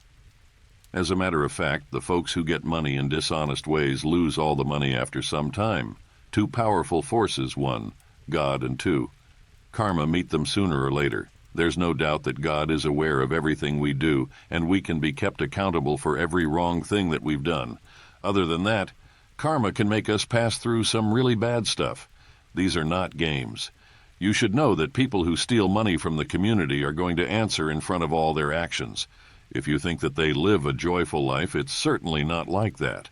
They all are going to meet with the consequences of their decisions and actions. What we can do as highly successful people is to stop such parasites and change our world for the better. Can we change our world for the better with money? If you're a good person, you can do this both with and without the help of money. Every kind act that you do counts. Every seed that you plant counts. Life is about love, kindness, peace, nature, health, support. The real measure of your wealth is how much you'd be worth if you lost all your money. A simple "you looking good today" can make someone's day. Even $1 means happiness to a person without money. We can show kindness and also use part of our money to save humanity. Let's do these to help our world become better in every positive and righteous way, as its reward is noticeably big. How to behave toward each cent and dollar that comes into our pockets. Every time you want to spend your money on something, think, is it necessary to buy it? If not, then save your money for greater and more important things. Don't buy everything you want to buy. Think big and take control of your money, because that's when you're going to become both wealthy and rich. Buy the things that are highly important to you.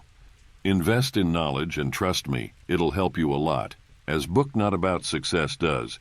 Invest your money in kindness also, because then you're going to get more. God sees your heart, and He'll give you as much as you ask for or need if you're a good and kind person. Advice 19. Don't let money fool you. Learn how to use it. Learn the ways how you can make our world better with the help of it. It's good to have money and the things that money can buy, but make sure that you don't lose the things money can't buy. Don't think that if you have a lot of money, you're going to be happy. A person who can't value happiness without money will never be able to value happiness with money. We can't buy love, strength, confidence, a powerful mindset, and a good personality. Let's not be among those who try to ruin society with money. Sooner or later, such people get what they deserve. Let's be the ones who will change this world for the better. Show kindness and share blessings with those who really need help. Buy food and give it to a beggar. Buy water and give it to people that are asking for money on the streets. Every kind act that you do gives hope to this world. Let people love you for your heart and personality. Money has a specific ability that can make us selfish.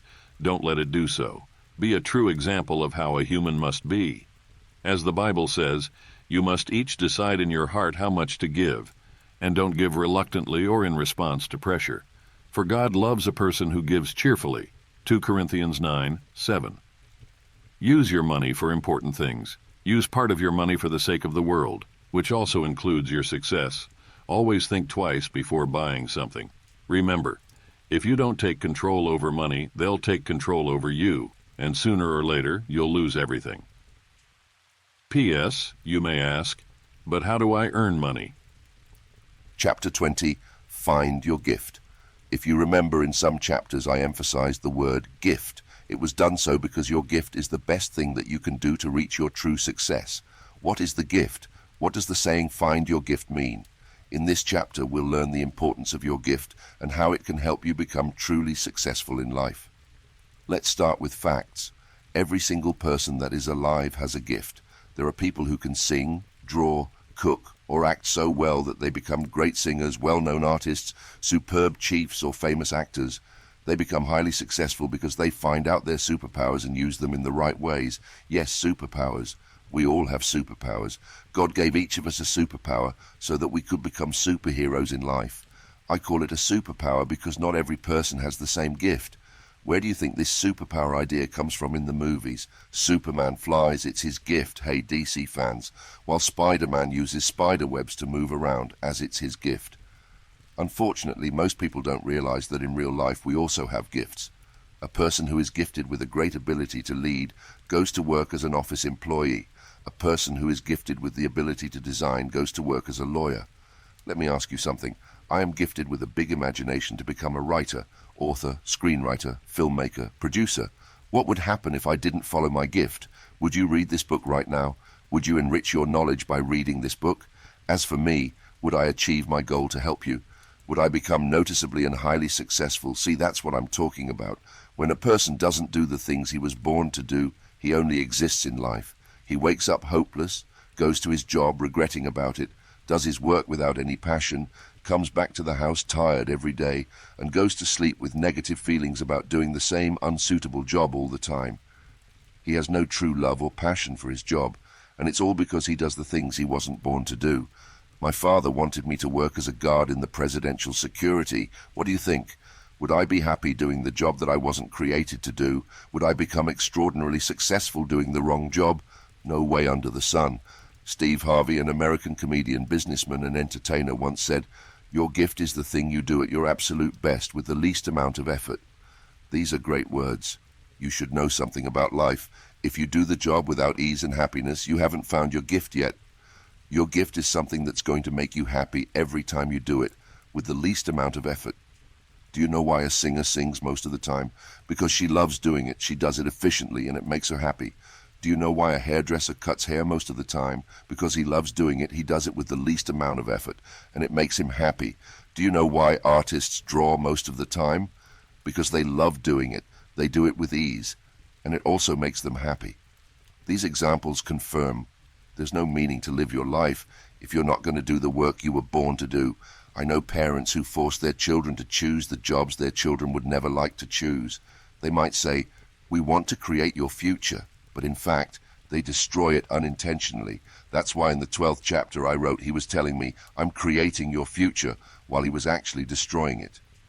God gave me a vision and I could clearly see it. By saying vision, I mean signs and the mindset that God gives me.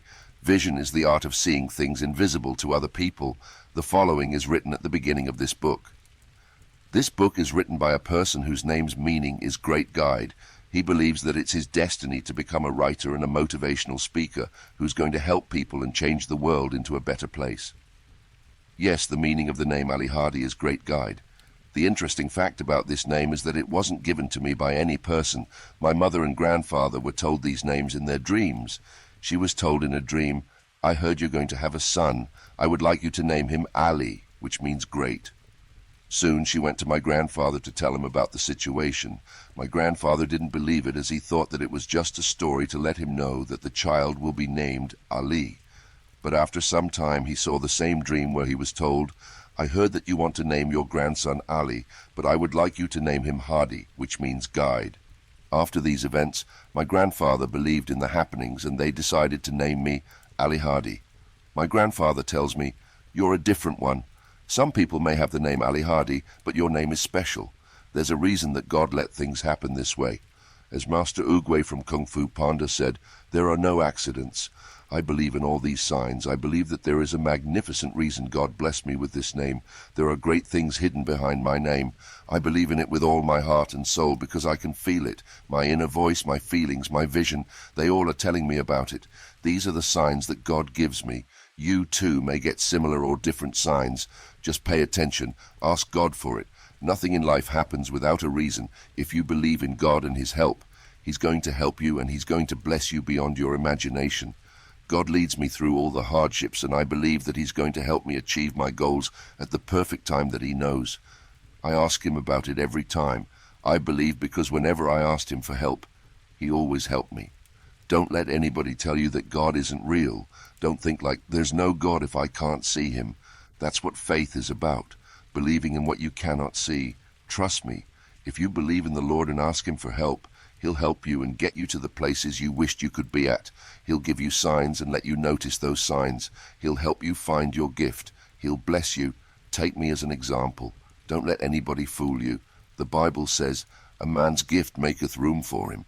This is indeed true. Your goal is your final destination. Your gift is what will get you there. Advice 20. If you want to become highly successful and earn a lot of money, you must find your gift.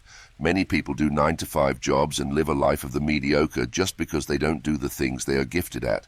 They live a life of the average because they choose the average while they were born to choose the extraordinary. It's as simple as this. If we pay attention to some things, we'll notice that our life is magical.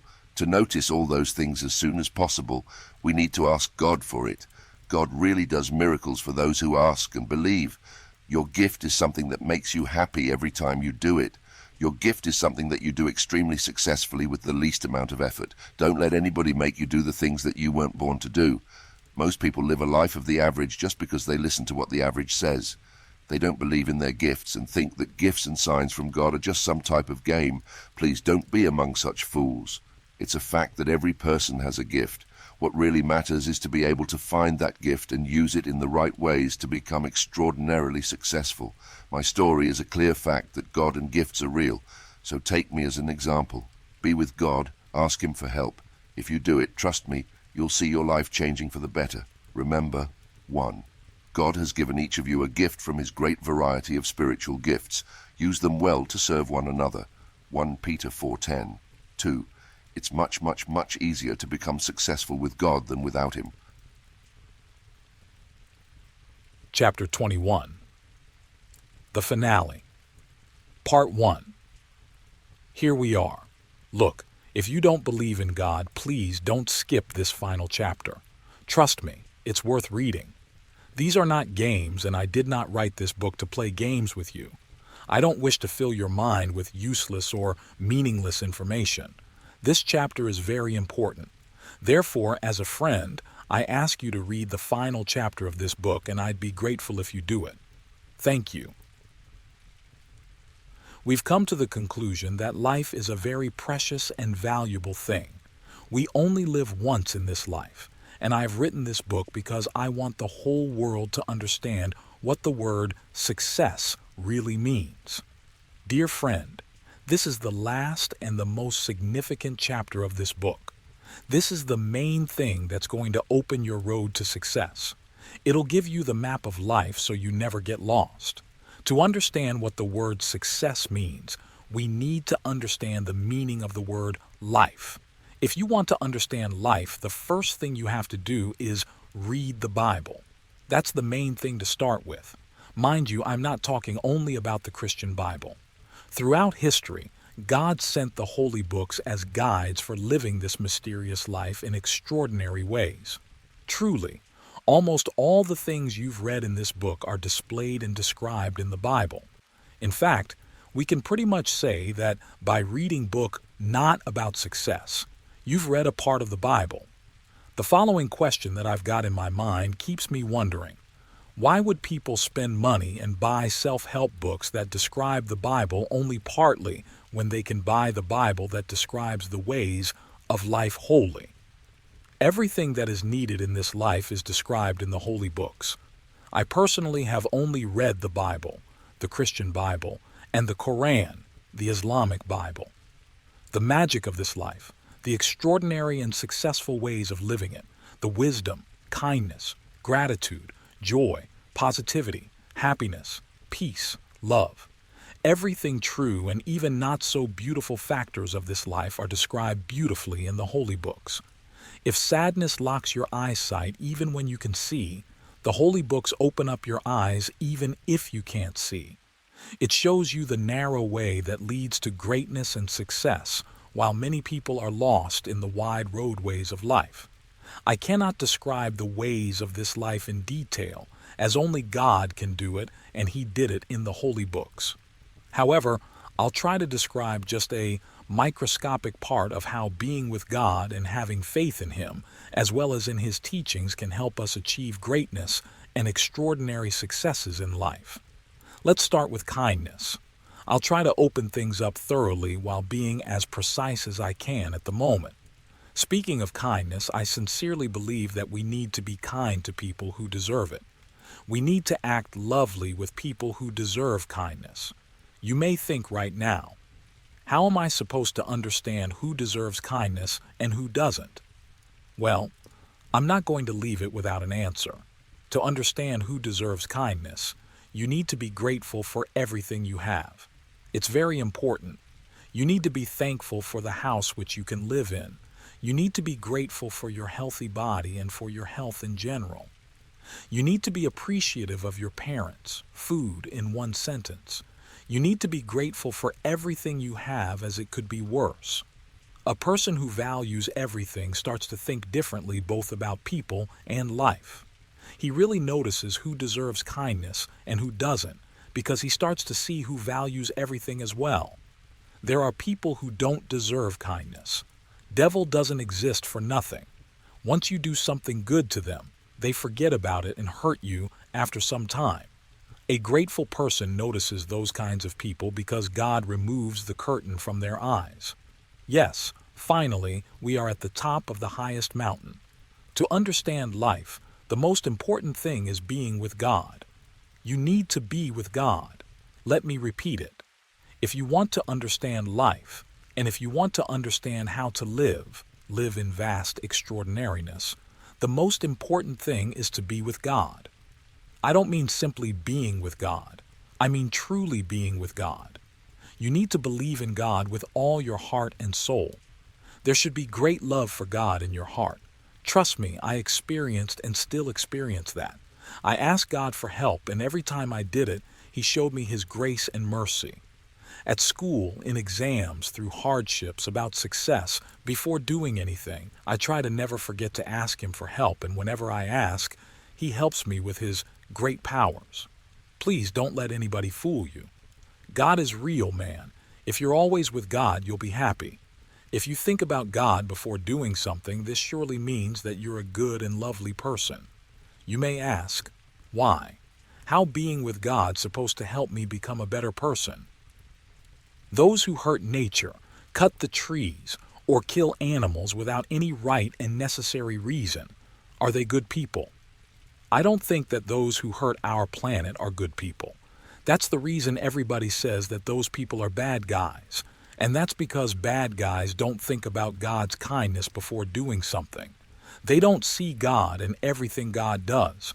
They don't have God's love in their hearts. Otherwise, why would they destroy what God has created? On the other hand, the folks who believe in the Lord, who have a great love for the Lord in their hearts, would they harm nature? Would they harm people? Would they destroy what the Lord has created? They certainly wouldn't. They'd treat nature and people with kindness and love. It turns out that the people who have God's love in their hearts are good people, and they're genuinely loved and appreciated. Can you feel the connection between these things? The people who are with God are the ones who understand nature, the magic of life, and the right and extraordinary ways of living this life. As a result, they're called good, righteous, wise, and kind people. Here's an example if you don't believe my words.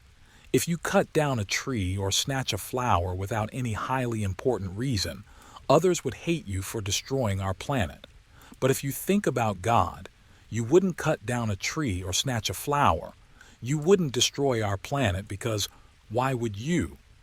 Those who believe in God know that they're being watched and they're going to answer for anything bad or wrong they may do. If you're with God, then you'll be righteous and many good things are going to happen to you. I can't describe all these things just with words. It's like God is going to bless you with great blessings. God blesses those whose hearts are pure, for they will see God. Matthew 5:8. You're going to be connected with God and your life will get better and better. You're happy when your Wi-Fi connection is good. You'll be happier if your God connection is better. If you're with God and you have a real love for God in your heart, this also means that you're a very open-minded and open-hearted person. Well, if you're open-hearted, then you're going to do good and beautiful things. You're going to help people, water the plants, feed the strays, stay humble, show kindness, etc. I don't say that people who don't believe in God aren't open-hearted or open-minded. However, they see fish on the surface while believers see the hidden pearl at the bottom of the sea. Later, since good things come back like a boomerang, you're going to stay happy, feel love and gratitude in your heart, and positivity will be your friend. Here's the connection. 1. You're with God. 2. You become a better personality. 3. You're helping others and you're helping nature. Good deeds. 4. Good things come back to you. This is how you're going to find your place in life as soon as possible. When you find your place in life, accept my congratulations. What do we need to do until we die in this world? We need to understand our destinies in this life. When you understand the reason you came into this world, you find out the exact way of reaching your success. You understand who you must become in this life. Trust me, good and righteous dreams come true. Believe in it. Believe that God is going to make your good dreams come true. Ask Him to help you. Pray to Him about your dreams, goals, and wishes. Have a conversation with the Lord. Talk to God every day and you'll see its benefits. All the successful people who mention God in their speeches aren't fools. They all have become successful with the help of God. By the time you're reading this book, I have become successful with the help of God. I'd like to mention one more thing as an extra. Please don't keep hatred in your heart. If anyone did something against you, forgive them and leave them to God. God will take good care of those people. Remember, bad things also come back like a boomerang. Forgive because God forgives you. There's a saying, those who leave everything in God's hands will eventually see God's hands in everything. God is for you, even when it seems like the circumstances are against you. God is with you. Wait, pray, and believe. Steve Harvey once said, "There's a reason that God wakes you up every morning. He has some great things in store for you. If God didn't have something great for your life, He wouldn't wake you up no more." Part 2.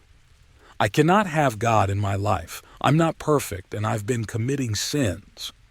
Or, I don't want to live by some rules. It's my life and it's my choice.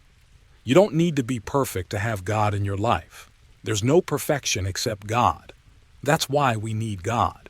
The truth about life is that we all make mistakes. We all do wrong things. No one can be perfect. No one needs to. You just got to be better as time goes by, which also includes the fact that you need to stay away from sins as much as you can. You won't regret it. God blesses us through our actions. I'm not perfect, but He still blesses me as I'm trying to get better and stay away from the wrong things as much as I can. Sometimes I fall short, but I'm still trying.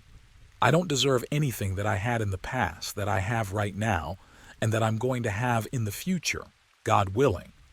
Don't think that I'm living by all the rules. I'm living by my level of faith. The important thing is not to cross the red line. It's like traffic laws. If you drive through the red traffic light, you may get into an accident. The same is about life.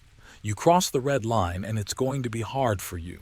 Payment for repair, fine, penalty. Trust me, I personally want your best. The fact that you're reading this book means that God Himself wants the best for you. So be wise. Let not the devil take control over you. The only thing that devil wants is to keep you away from your extraordinary success. Many people fall into the devil's lies and traps, and that's exactly why they cannot become highly successful. I'll make a list of the sins we should stay away from. It'll be just my advice to you as a best friend. Whether you listen to it or not is your personal business. I'm here to help you become extraordinarily successful and fulfill my destiny, so I'll do what I'm obliged to do. 10 red line sins to stand away from. 1. Greed. 2. Wrath. 3. Envy. 4. Adultery, plus lust. 5.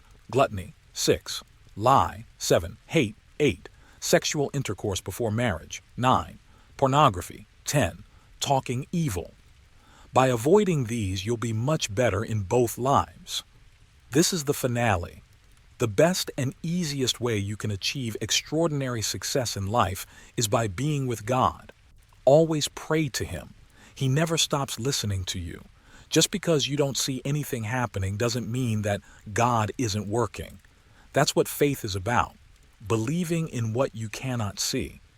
I'm writing this book right now, and I believe that God is going to help, and make this book achieve extraordinary success all around the world, as Book Not About Success is a good, peaceful, and kind message for humanity. I believe that God is going to help me become successful the way I want to become successful, as I want to do good deeds, help others, and change the world for the better. I believe in the best. That's the true sign of faith.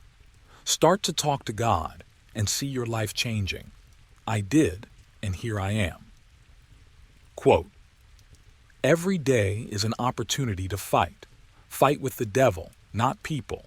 Indeed, it's not the people who do bad, but the devil inside them." Alihadi Desselb. Remember, with God, everything is possible. Thank you.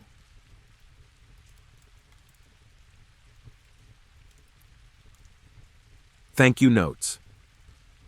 Dear reader, I want to thank you for buying this valuable book and reading it all over. The magic of this book is about all 21 chapters being vital for a lifetime. This book is your simple guide on the complicated road to success. If you want to become successful in life, please don't forget about this book.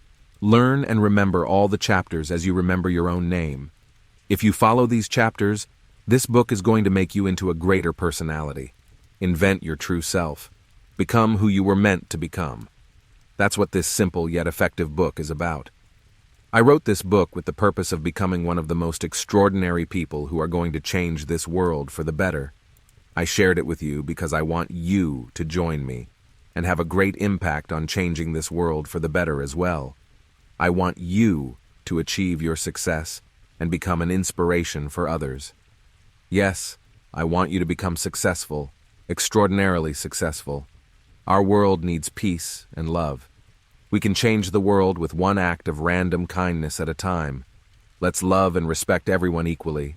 Let's stop the difference between poor and rich, gay and straight, Muslim and Christian, or any other religion, black people and white people.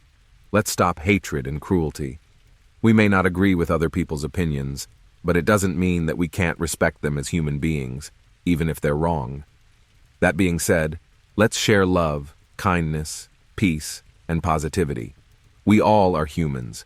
It doesn't matter if you're old, young, poor, rich, gay, straight, able, disabled, black, white, Muslim, Christian, Jew. We all are humans, and together we can change this world to an amazing place. Remember, unity is true power. 5 fingers separately can't have the strength that the fist has, and the fist is created by the same 5 separate fingers that come together. Therefore, let's create a peaceful, lovely world. That's what's important for our future, and that's what's important for our children. Thank you for everything. Peace.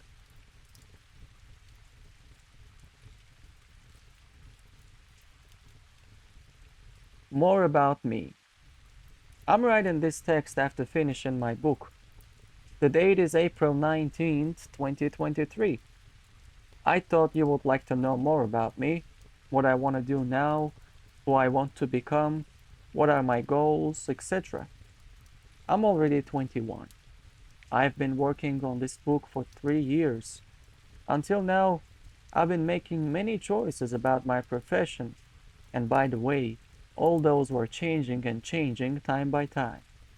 Once I wanted to become an actor, then I wanted to become a blogger, and later I made a decision that I wanted to become a motivational speaker. I even imagined myself as the President of the United States of America. Well, yeah, it's been pretty crazy over here.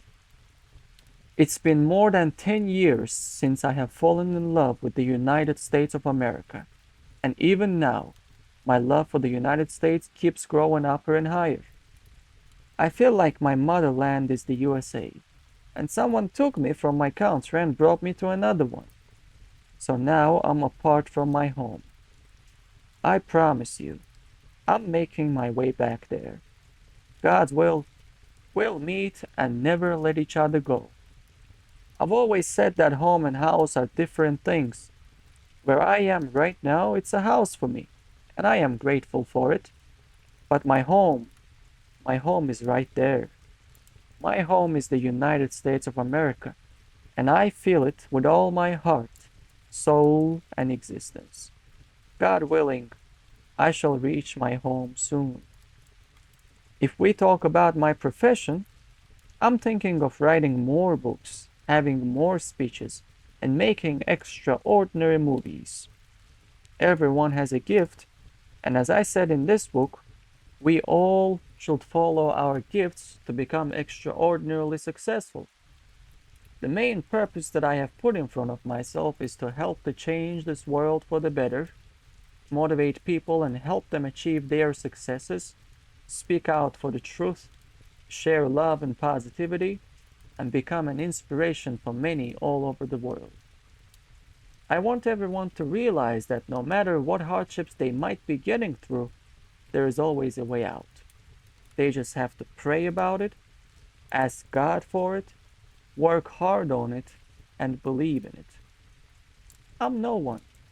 I'm just a person who wants to change this world into a better place. I know this task isn't one of the easiest to achieve, and I know that I won't be able to help everyone. But what really matters is to do your best, and that's what I want to do for the rest of my life. Do my best to make a change in this world in a positive way, so that the future generations will also share the truth, protect our planet, and have an even greater impact on changing this world for the better. I love you so much. Thank you once again for reading or listening to my book. And thank you for every good deed that you've done or that you're going to do in the future. May God bless you and protect you. I'm proud of you, and I believe in you. In the end, hopefully, what I created meant something to someone.